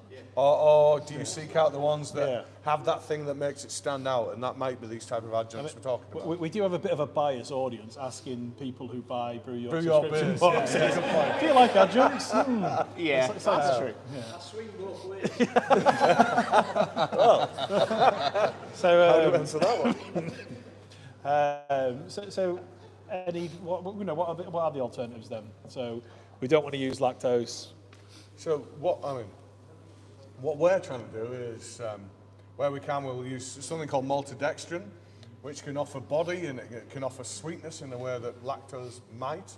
It's a wheat-derived thing, so it doesn't have that dairy kind of implication. Most people would know it as it's what you make candy floss from. So we're trying to use that. It doesn't kind of do the same thing. So then we've maybe used like a little bit of oat milk, and that would give us the creaminess. So that's what we've done with Tonk Oatco. And then evermore we're being presented with new novel things that we can use, like agave syrups and so forth that come from a particular type of plant in Mexico. What you make tequila with. Yeah, indeed. Bad memories of tequila. Exactly. Don't be putting dirty tequila with. Which is, they essentially do sweetening, putting a dextrose sugar in that's not fermentable.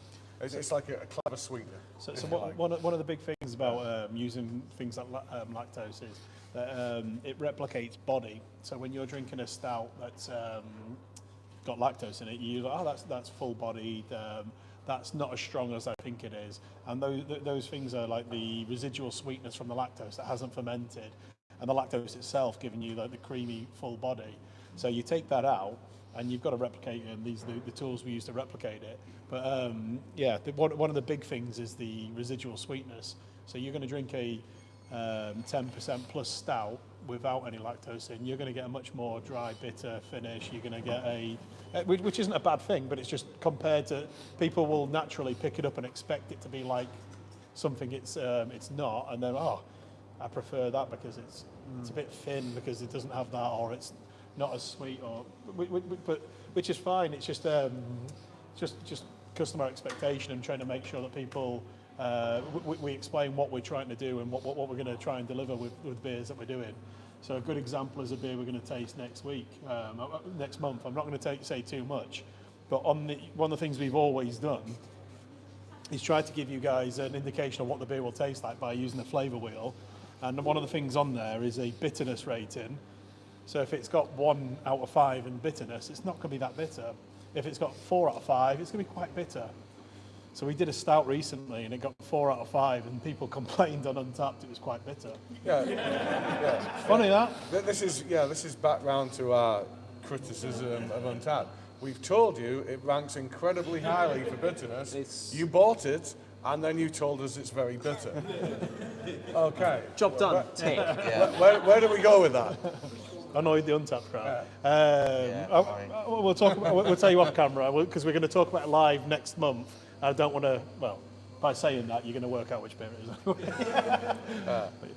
is. In fact, I was telling you later on what beers we're doing next. You can work next out month, from so that. you can work it out then. So anything that you've not worked with, or we've not worked with, or you guys haven't worked with yet that you'd like to? I mean, someone brought up earlier that the fact that our breweries are kind of similar in that we're kind of known for our similar style, like adjunct stouts. I mean, if you're not that familiar, we're Buxton are quite famous for a certain beer called Yellow Belly, which Used to be called. used to be, yeah. Yellow Belly was kind of the first pastry stout that entered the shores in the UK, and it's kind of spawned a lot of stuff from that. It's Cheap imitations. Cheap imitations. I mean, yeah. we've had to adapt the recipe to kind of keep up. Adapt Keep up. I mean, the first original recipe is not what Yellow Belly last time we brewed it, because we can't brew it now. No, it's done and dusted. Yeah, done and dusted. Yellow Belly Sunday, that was the barrel aged one. It Yeah, was, yeah. about- So Yeah. good. I remember way before we had Brew York, going to a beer festival, and it was And I believe London Craft Beer Festival, the equivalent of what it is now. And they're like, oh, you can only have 1/3. I was like, okay. Walking in a circle. Walking in a circle. I think I just kept walking in circles. Yeah, and for those of us that are geeks and follow Untapped and so forth, I think for a significant period, it was ranked the highest rated produced beer in the UK. Yeah, it was really up there, and a lot of our other sort of ice cream series beers with Omnipollo. We did. Who are they? I don't know. This little Swedish brewery. Swedish brewery, yeah. We did three stouts and some sours and some like pales and a pilsner as well, and a few other bits and pieces. And then more recently another stout and a few other like fruit beers and things through that time. And it's been really interesting to be a part of that sort of introduction to lactose-y, sweet fruit beers and things in the UK. I always definitely remember before we were pouring at London Craft Beer Festival, we weren't cool enough back then. We weren't allowed to pour. And I remember going as a customer once we had the brewery, which is quite nice because I didn't have to pay for a ticket and I got to drink beer for free, which That's is always always amazing. good. Yeah, And Free entry to a beer festival. That's why. You guys were launching. I think it was when you were launching the popsicles. Were they called popsicle? Or am I making that up? Popsicle pills. So there was Yes, the pills and then popsicle pilsner, raspberry meringue, blueberry slab cake, Yes, the slab and, cake. and another one, and I can't remember what the fourth one is. on the soft serve at London Craft Beer Festival. Oh, with toppings and it was everything. literally, it was like teenagers at a concert. Everyone was just flocking, and it was a massive queue. And then you if you didn't join the queue, you would not get a sample of it, and then it was sold out for the session, and then it was on to the next session. It was so funny, but that's what happens when you get a really good reputation and you make a really good beer. People want to try it, and this is an all-inclusive beer festival. I will queue for half an hour and give up half an hour of drinking as much beer as I want to try this one beer.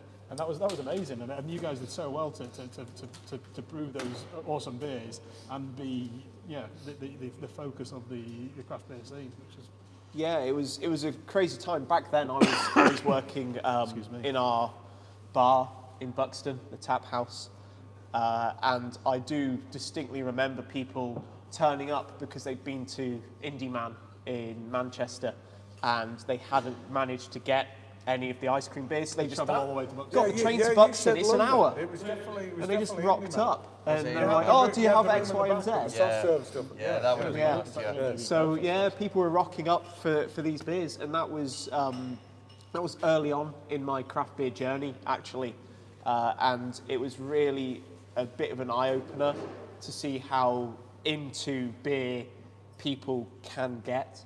But yeah, we have been known to be quite heavy on the reliance of adjunct, so I want to wean us off. Yeah, well, it's Same journey we're going through.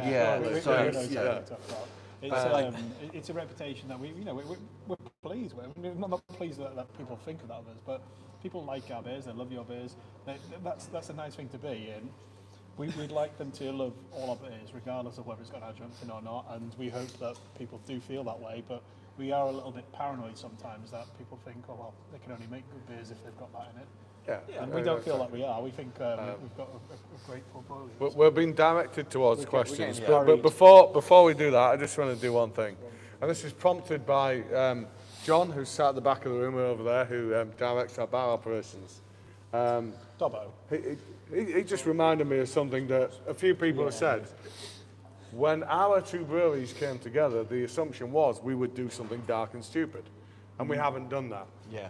And then John was saying to me, well, Maybe we should. you've had your Yellow Belly, which is now Coward, which is banned, and then we had a big adjunct beer, which we had Warner Brothers come after us for, and that got banned.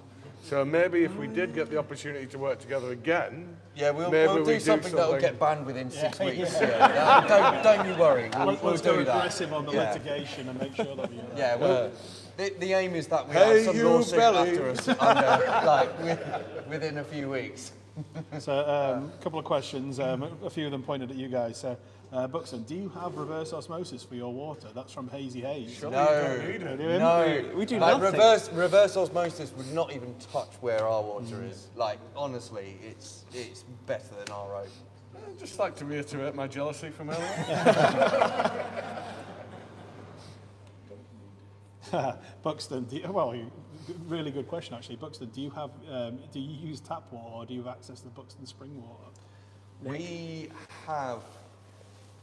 We were in the process that we could get access to our own well, but due to the granite composition, they couldn't drill through to the well that was accessed where we are in the brewery. In fact, the drill point got stuck in the granite and is still there to this day. So at the moment, we are still using the tap water that everyone else in Buxton does, but we don't do anything like carbon filter, or we don't even like acidify the water unless it's like a pale malt. Our water's like so good that we don't really need to do anything for it, which is weird because I came from London, which was Smog water. it was similar to Smog your water. Nice, I like that. yeah.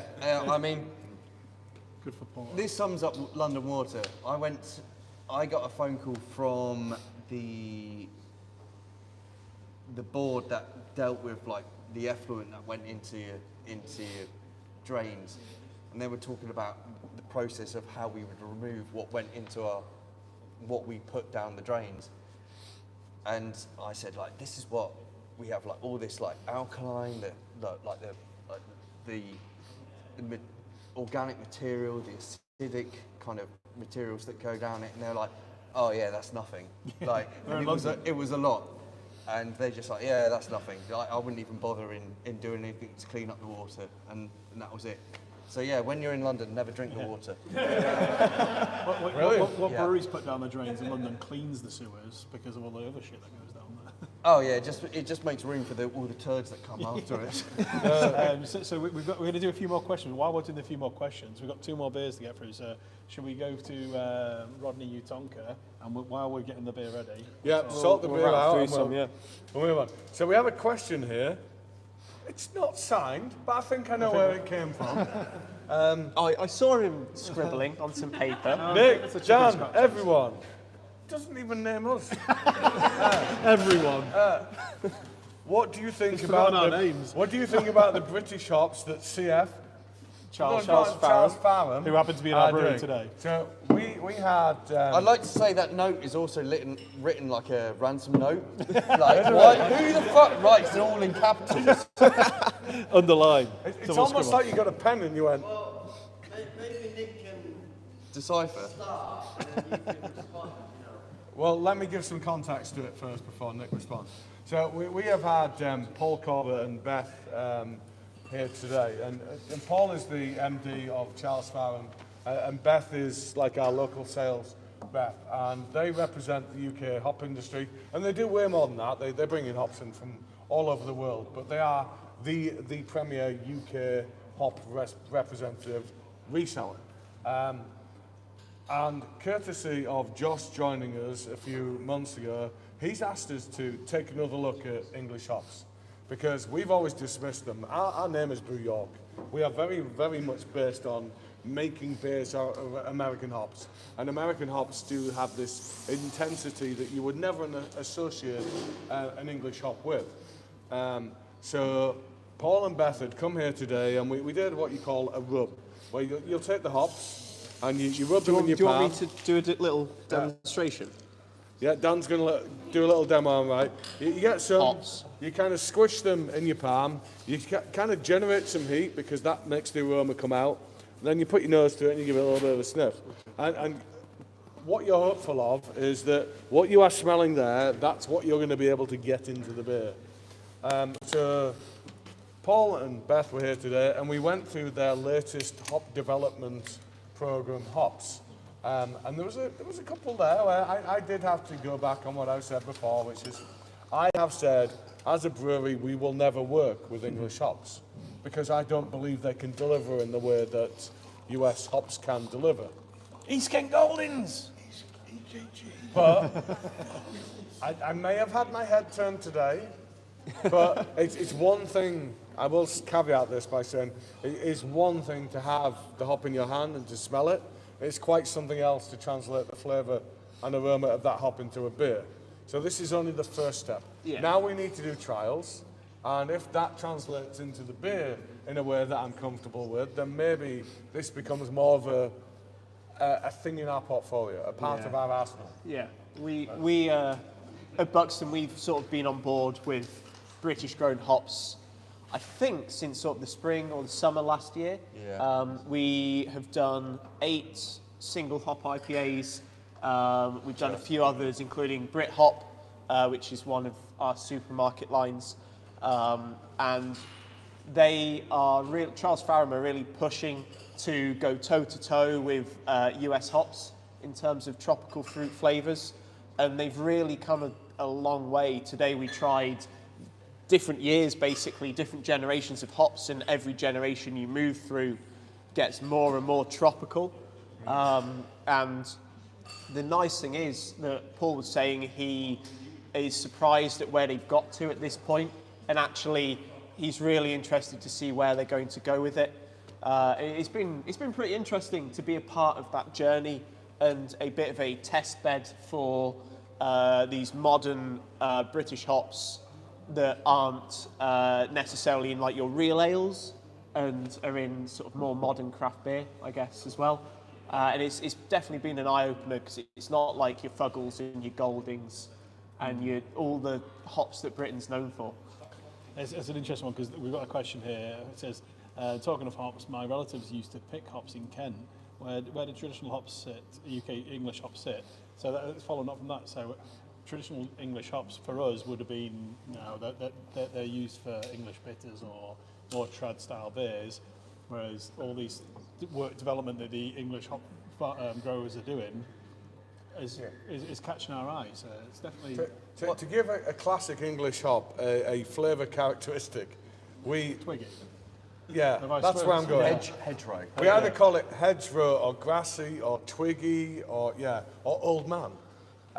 That's the kind of things that you would previously describe English hops with. Whereas what we're seeing these days is things are moving on. What's quite funny about the whole hop development is that the toilet's too far now, so they decided we just go in the brewery. Just get a bit of rinsing out. What's quite funny with the whole hop development is that the American craft beer scene was based on the fact that the Americans had come over and seen like the cask beer scene in the UK and gone back and wanted a hop like Fuggles. So they tried to grow Fuggles and ended up with Cascade, and that's the craft beer scene. So America's perpetually infatuated with trying to replicate what is going on in the UK. Traditional and the UK at this moment in time is trying to replicate what's going on in America. And it's this vicious circle. America have just cottoned on to cask beer, and they're going to sell cask beer back to us. Just get that into your heads right now. So support the cask brewery scene because it's coming back around. We've said this, I think, on this session multiple times before. We've been to the US and we rock up over there and we've got our hazy pales and so we're like, try our hazy pale, is it anything like yours? And then they come over into this bar and they're like, we had a guy from like Boston who's Maine, like near New York. And he's bringing in the ESB and that's a special bitter. He's like, taste my ESB. Does this taste anything like your ESBs? So they're obsessed with doing what we do. The big We're thing obsessed with doing what they do. And we've then got these cross channels of all our hops are going over there, all their hops are coming here. So we have got 2 more beers to do in like 14 minutes. We've kind of, are we going to like beat the record? We tried to do 50. Well, the good thing is we've got a charger on the phone. The bad thing is I don't think everyone will hang around. So it's a bit cold. Well, the choice is yours. I'm carrying on. I've got beer to drink. So Rodney, you Tonka. One of the cool things about tonight's tasting session is besides Champale Supernova, I've blind tasted all these beers. Well, no, it's a bit of a lie, actually. Smallest Tonk Oatco I've had before. And it's been really, really cool just trying them live on camera. And this one, when I poured it, I tasted it, I was like, wow, I really like this style of beer. It does taste like an Amaretto Salad. We've kind of hit the nail on the head with that. I feel like my grandmother should be in the corner swearing at me. That is like... Did she drink a lot of Amaretto Salad? No, to be fair to my grandmother, she drank a lot of grouse. Only fools and horses as well. No, she could have been, but... So Rodney, you Tonka, a 5%? Yeah, 5%. 5.5%. Someone's on the notes wrong. tonight. Well, this is the problem when you do the notes last minute. You get the odd mistake. So yeah, first 2 beers that we did with Lakes Brew Co. Brewed them both at the same time last month. Working with Matt, who was originally at Hawkshead, he knows a hell of a lot about the Tonka character. First suggestion I threw out to him was, I think we should do an Amaretto Sour. Because Tonka is basically almond. The predominant characteristic that Tonka is going to present is almond. So I was like, we need to do an Amaretto Sour. And he's like, I've been wanting to do that for years. That is the thing I've most wanted to do with it. Like, done. So we said, yeah, we're definitely doing the Amaretto Sour. And then we came up with a second idea, which I'm not going to go into now because that's the next beer. We'll do that then. So yeah, we're going to do an Amaretto Sour. An Amaretto Sour is you would take Amaretto, you would take a little bit of cherry juice, you take a little bit of lemon, perhaps even some like Angostura bitters, that kind of thing, to really give it that zing, and that's your sour.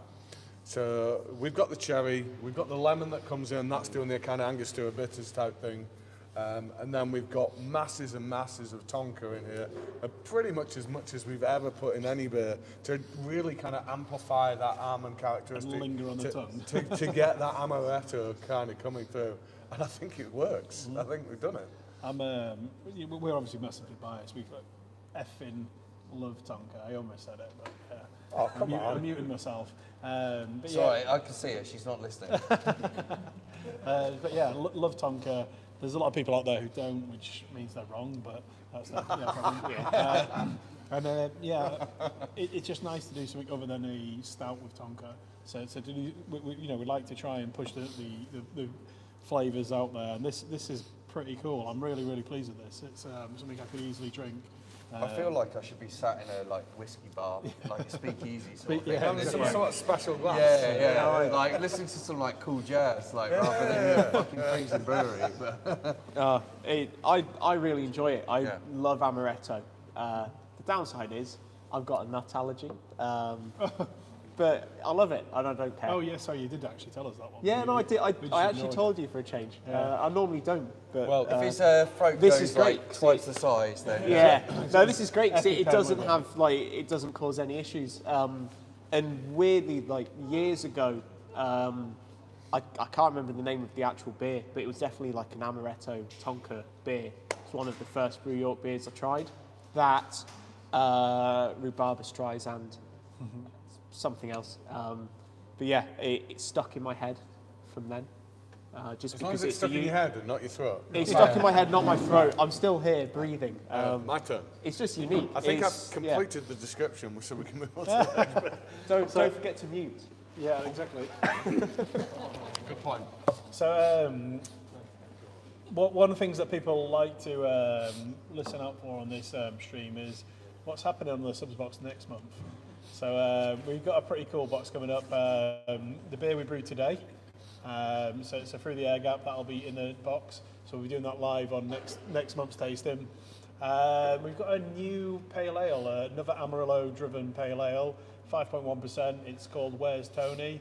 So it's a follow-on from It's This Way, Tony. It's the guys are tasting it in tank today. I haven't tasted it yet, but the guys said it was nice. Yeah, it's really good. So that's a pretty cool, start to that. And we've got one that we're pretty excited about. It's a Nitro Stout. So the new canning line lets us can nitro beers, which is we've never had the ability to do before. So we figured that there's a Irish brewery who have a big market dominance on fucking low Beamish. Exactly. Low ABV stout. So we figured that we'd do one 4.8% nitro stout. So it's called Big Toucan, and it's nothing to do with that toucan that used to be on their branding. Yeah. We've got the first in a range of beers that we're bringing out this year. At Q1, we're going to have a few old school sweet shop inspired beers. We've got cherry cola. So it's actually a cherry cola cola bottle sour. And we've actually managed to source the caramel flavour in that Coca-Cola use in their beer, in their drink. So it's a Coca-Cola, it's a cola-based sour, and it's a dark beer because of the caramel, whatever it is, Coke use. So that's going to be an interesting one, and hopefully you think it tastes like cherry cola. And then we've got the beer that I referenced earlier about being very bitter. It's Nefarious Ninja Number 9, which is one of Lee's weird names. I don't know what it means. He might tell you in a minute. And then we've got a few of our core beers. And our guests next month are the Buxton guys' neighbours from Bakewell. So we've got the guys from Thornbridge joining us for next month's tasting. They've done some all right beers. I heard there's I've heard there's it's a stout, isn't it? Called Jai something. Yeah, stout, yeah. Yeah.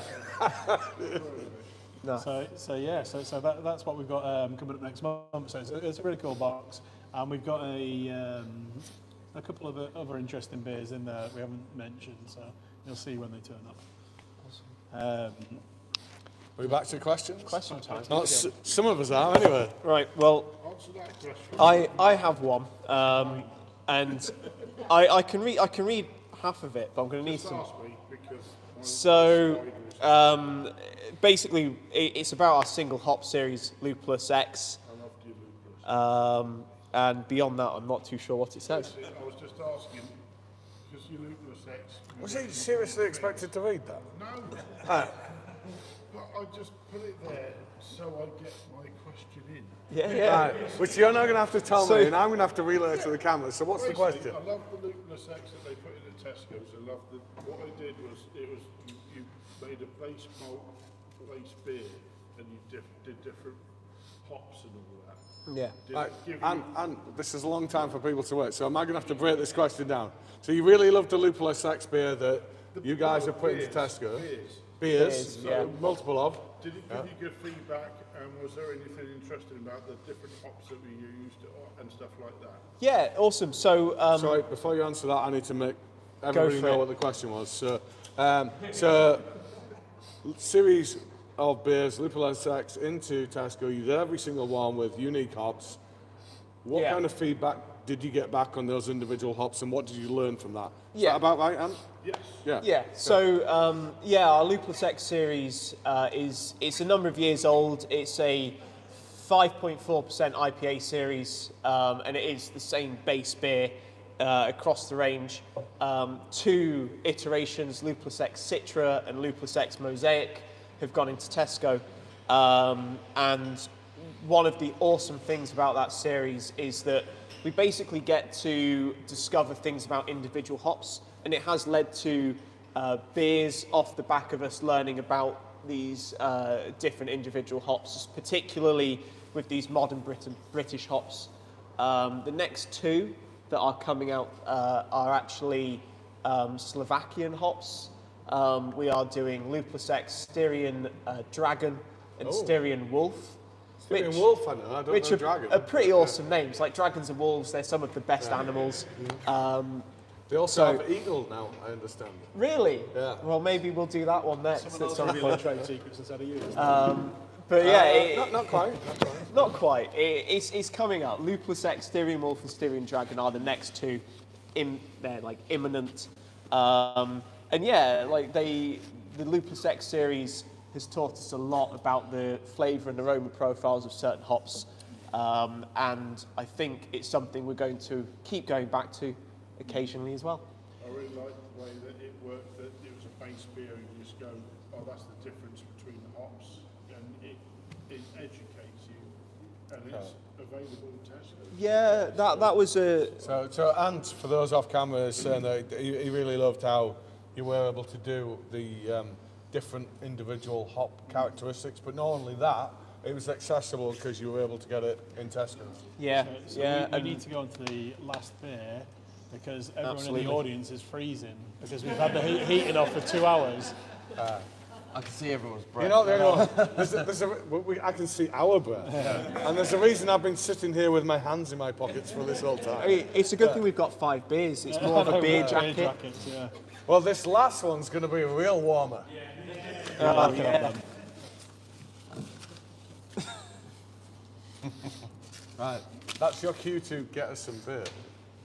I'm Yeah, you go. I'm still like parked up. So And the I'm still drinking fifth this. I and really final like beer. So he's just opened another one up. it. It's all right, I'll drink it. So the fifth and final beer is the second part of we the got any more collab we glasses? did with Lakes Brew Co.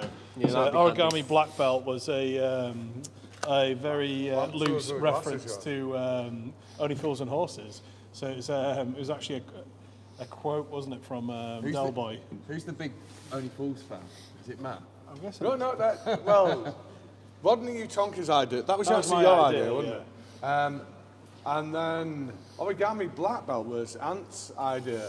And I have to say, I didn't understand the context. So then I had to go back and look at some old YouTube clips to understand the context. And I was like, actually, yeah, that's really quite cool. And for most of you out there, you're probably going to have to do the same. So Google Only Fools and Horses, Origami Black Belt. Go back, watch the sketch. It's one of Del Boy's best moments. And that is the inspiration behind the name of this particular beer.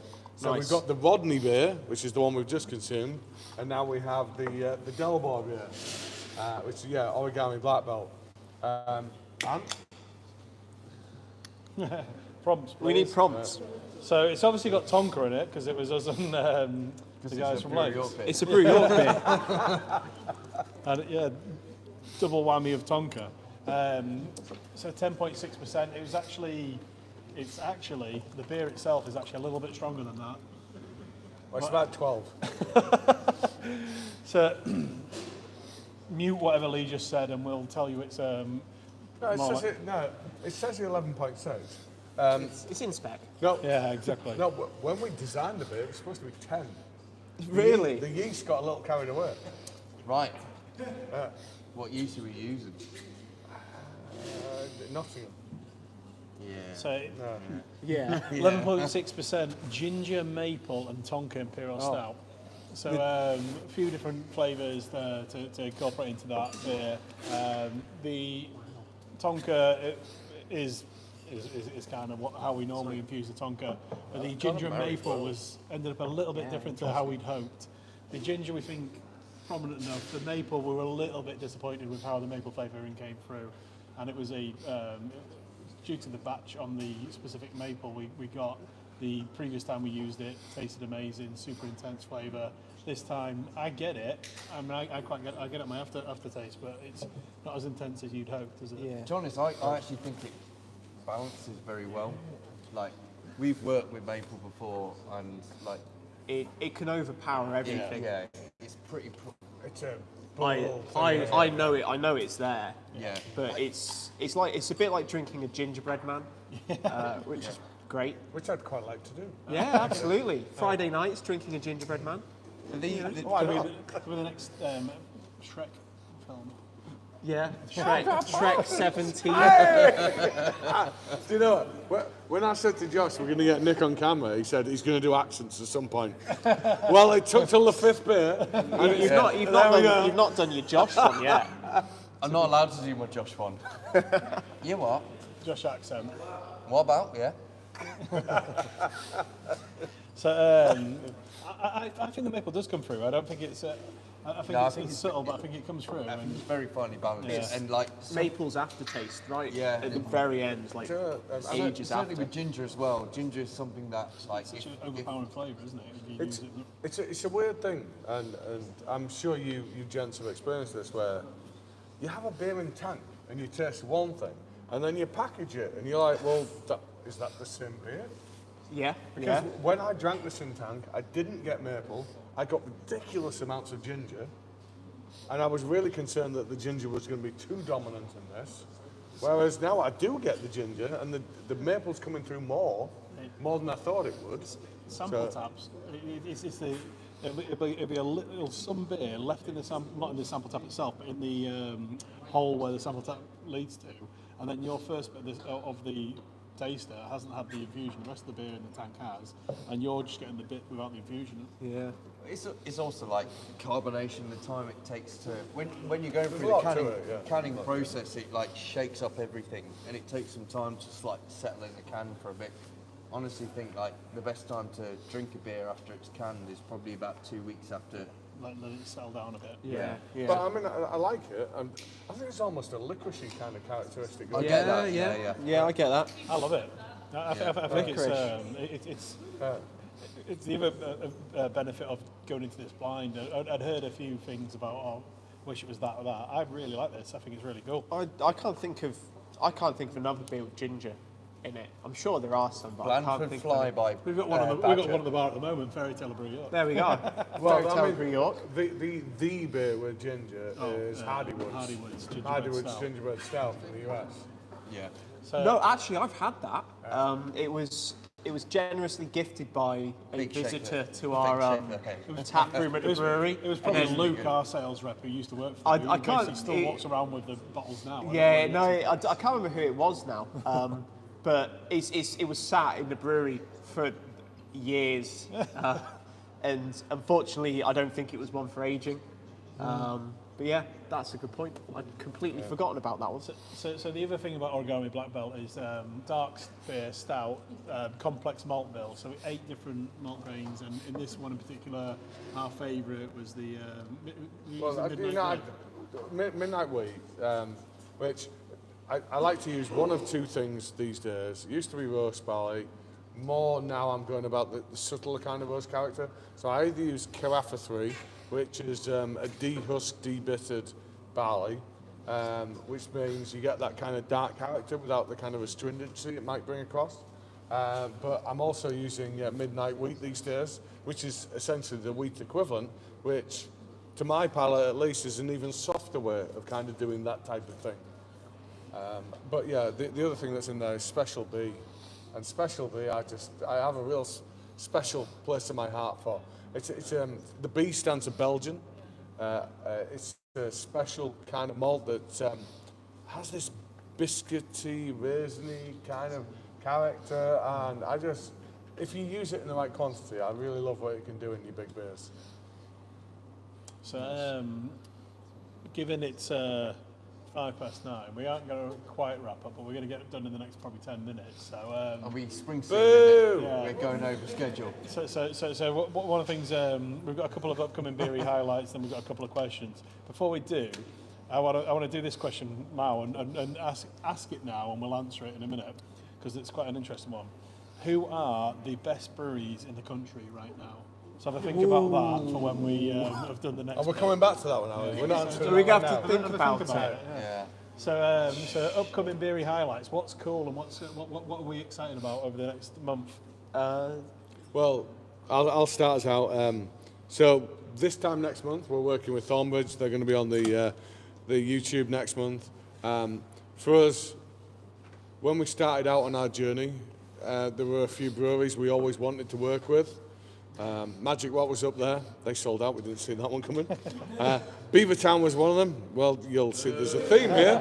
And then the third one, no disrespect, guys, was Thornbridge. Thornbridge, the beer that was a big part of our initial journeys into craft for both of us individually, before we even knew each other, was Jaipur. So to get to work with those guys, yeah, it's going to be amazing. It's going to kind of complete the set for me. Well, yeah, as soon as we do Brew. Yeah. Okay. And then carrying on from what I said earlier, actually finishing our staff room. I know it sounds The plans shit, are really good. Yeah. The plans are great. But it's been brilliant to see how people. It's only a kind of a shell at the minute, but it's great to see how our team is using it, and they're staying back at their end of the shifts to like beat each other at a game of pool or something. So I think it's going to be great in terms of how we develop as a Did business. Josh get to play you guys? We played doubles. Yeah. Yeah. Me and Lee won.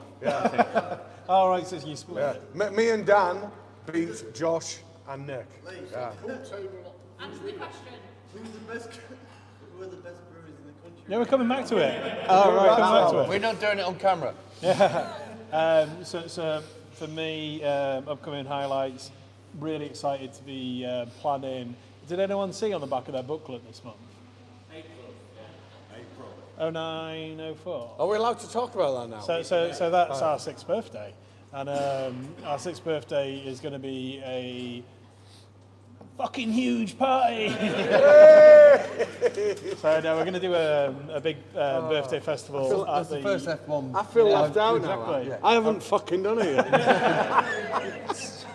So we're going to do a yes. big party. I haven't sworn yet. I'm going to wait for it. I'm going to wait for it. Going to do a big party at the brewery. Dan's gonna say cunt. We're going to do it on the Friday, Saturday, and we're going to tell you a lot more about who's coming and what we're going to do to make it a really exciting party over the next coming weeks. But yeah. But put it this way, we didn't get to do the 4th, we didn't get to do the 5th, so we're going to put all of our effort into making sure that we celebrate our 6th in a fucking big way. There you go, there's mine. So yeah, we've got a lot of planning to do, which it's a lot of work, but it's exciting. So it's really fun to do. So we're going to be working on that soon. Yeah. And one of the I guess previews we can give away is that a brewery to our right, if you're on camera, it's probably your left, may well be attending and pouring some beer at that festival. And there will be one of a few. And then upcoming highlights. Yeah, well, there's huge perks if you are a subscriber and you happen to be a gold member badge by this point. You'll get a very good perk. If you happen to be just a subscriber, which is not just a just, you'll get some good perks as well. So gold subscribers, you'll probably get free entry. Other subscribers will get heavily discounted entry. So yeah, we'll give you all the details as soon as we've confirmed them. Yeah, the other cool thing, which I have to lean forward and remind myself what it was, is was the Leeds relaunch, or is the Leeds relaunch. It's been a long time in the making. We've had to keep the bar closed for so long and get things right. kitchen's open this weekend. It sounds really funny to say, but the new toilets are going to be opening next week. So little things that make the big difference. It's really important. Yeah, exactly. I mean, whenever I'm thinking about popping out for a pint, I'm thinking, have they recently redeveloped the toilets? It's right up there. Yeah. I mean, And we are definitely going to try and do some a YouTube live there soon. Yeah, hopefully very soon.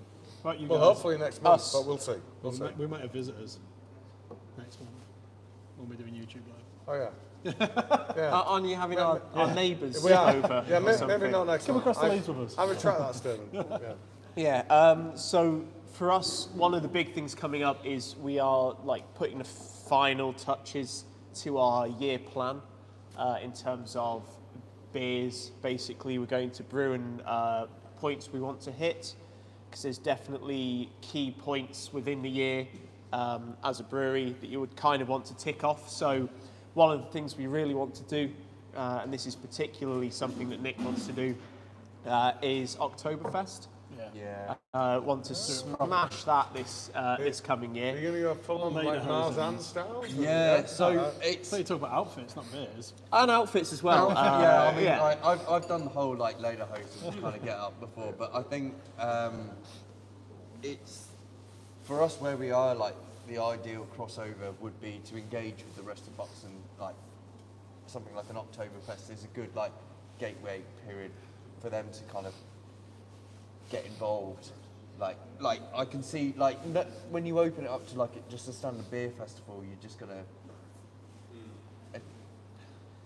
I think you have such a captive audience where you are. I think that would really fly. Yeah, so where we are, like, knowing, like, the town of Buxton, like, to open it up to, because it's amazing how many people in Buxton don't know that there's a brewery there. Like, if we open it up as, like, a, you know so much about that as well. All the farmers, yeah. Well, our local, one of the big places you put an event on here is the Nearsby. It's where the racecourse is. Yeah. And another company, a very commercial company, did an Oktoberfest thing here recently. It had 6 beers. They had to put on an extra day to accommodate the interest. Yeah. Is that a beer festival? No. So 6 beers. we- 6 beers and they had to put on an extra day. But we want to be in the position where we're sort of seeking out the best, like, lager breweries in this country, because not enough is made about, like, the lager that is brewed in this country. There's a lot of good lager made within the United Kingdom, and, like, it's not really shouted about that much. We want to be one of those kind of breweries because we feel like we have the setup that we can do that and be in a position that we can put on a festival and it accommodates people within the town, because something like a citrusy IPA, I can understand, like, it's a little ostracizing for some people. Like, my dad and his mates are like, oh, if I have an IPA, it's too much for me. I want to taste the cast piss. Yeah, yeah. But a quality produced lager is Yeah, a more of an inclusive thing. If once you've got that kind of leading point where, like,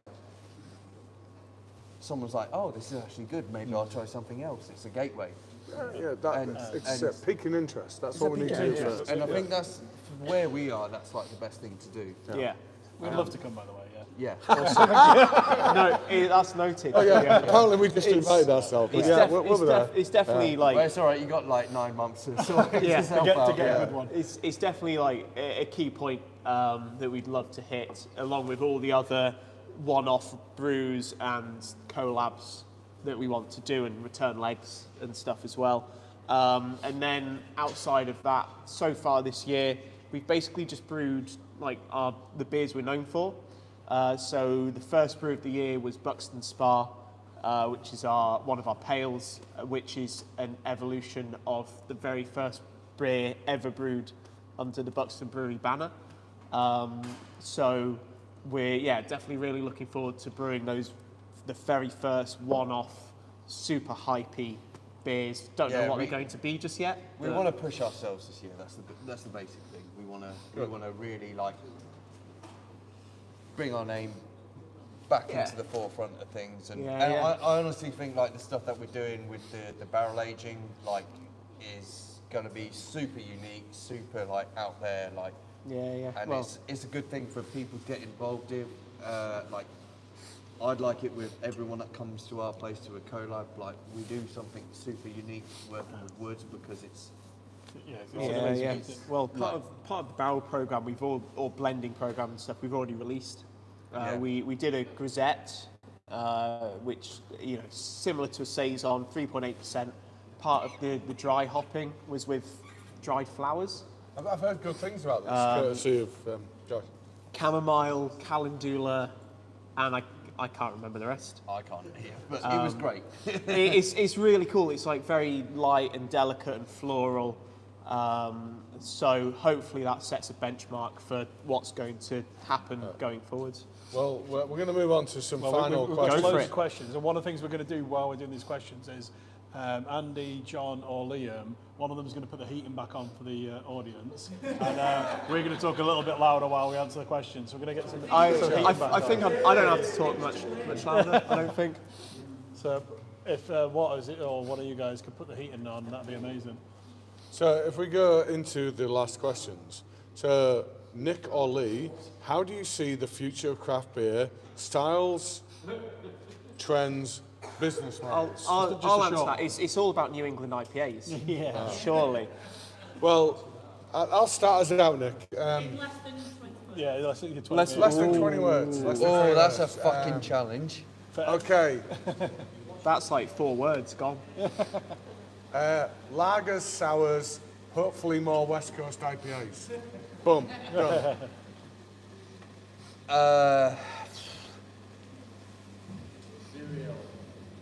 What? Be real. Hashtag be real. More mainstream approach. Everything will kind of like fluctuate out. It's a bigger thing. Like your village pub, you'll see Jaipur, Beavertown, Neck Oil on anything. That it'll fluctuate. It's going to go somewhere. I mean, I'm going to expand on my answer, and it isn't going to be 20 words. You're going to have to listen to this. I hope the meeting that we had today with the guys from Charles Farnham is a snippet of the future, where we do take carbon miles seriously, and maybe we can do a little bit less of bringing stuff in from the US and use a little bit more of the stuff that is sourced locally. Josh, so you we're listen not to this, Josh. we're not impacting it in the way that we may perhaps be now. Yeah. Well, that sounds good. Yeah. So, and a really easy one. Brew York, how close are you to getting your first nitro release? You found any nitrogen yet? That's from Bill. Our first nitro release comes out next week or the week after. It gets packaged next week. You won't see it next week. It'll be a week or two after that, I believe. Nice. It is Big called Toucan. It is called Big Toucan. That's about what I it. referred to earlier. Talked about it. Why is earlier. it called? 4.8%. It's kind of semi-dry stout. Moist stout. Moist. Which sounds awful. Yeah, it's a horrible word. I can like it. Don't mind a moist stout, yeah. Any plans on reintroducing Olivia Gluten Gone or Hey Mango? That's from Philippa. No. Olivia Gluten Gone's awesome. It's the best branded gluten-free beer in the world. That's a pun and a half. It's good, isn't it? I mean, you should see the can. It's awesome. The can is really good. We brought it out and we weren't 100% happy with the beer, to be fair. So we didn't rebrew it. It may come back. We haven't got it in the brew schedule this year, so let's see. This one is question for Lee. Has he decided what he's going to make with his unlimited fruit budget after last month's stream? So to give this some context, you won't be aware of this. From Tom. Was this when I went to the loo or something? I don't think it's our Tom, unfortunately. So last month, Wayne decided to go to the loo 10 months into the stream, at which point I decided to conspire with the audience to decide what his punishment would be. And then he went to the loo a further 3 times during the production. So we eventually agreed that I should be allowed an unlimited fruit budget to produce whatever beer I like. So I think that motion is carried. I just haven't decided what I'm going to do Have you with done it a fruity tooty? beer yet. What would that be then? Just all of the fruits. All of the fruit. All the fruit. Everything. Okay. 200 All of kilos of frozen blackberries, actual blackberries, that you, Into have, a barrel. that you have to stuff into Hand stuff into the barrel. into a Bordeaux barrel. So Tom, I'm still working on that one, but it will happen. So this is an interesting one from Derek. We got one of your beers through a non-Brew York subscription box, and it came in a free 30ml can. Is that something you can can yourself? And also, why are these cans smaller? So Derek, the subscription box you'll be referring to is Beer 52. So Beer 52 are one of the biggest beer subscription boxes in the UK, and they buy huge volume and don't Careful pay a what you very say high here. price. Oh, he's doing it. So they wouldn't pay. They wouldn't pay. If you're buying a subscription off them, you're going to get 10. Well, how many beers? Call it 12 beers. They're not going to pay you to have 12 440ml cans of beers. They'll pay for 12 330ml can beers. It's lower volume, cheaper for them. They can sell it on. It works for them better. So when they approach other breweries, they want to buy a beer for a set price, and they won't. We could provide them 440ml can beer, but they won't pay us any more for that size of beer. So we have to use a smaller can for them because we pay tax, ingredients, all the rest of it. So we are looking more at doing more free 30ml can beers ourselves and selling them ourselves this year. It's not something we're not going to switch your subscription box up to 9 free 30ml cans. Every now and then You might get the odd one. You might get a Imperial Stout in a free 30ml size instead of 440, but it's not something we're going to do very often. And does your canning line cover that? Just for the end of the Thankfully, question. It does now. it switches in Old about an canning hour. line would have been the difficult thing. New canning line, and we can switch between sizes quite easily. Perfect. So we've got a question here for Nick. Yes. Nick, what's the question? So I've got, if you are using wild yeasts, how do you keep it separate away from the brews using traditional yeast? Is there a risk of contamination? Contaminating your beer with wild yeast is a massive problem. It's like one of the biggest things that could ruin your entire brewery.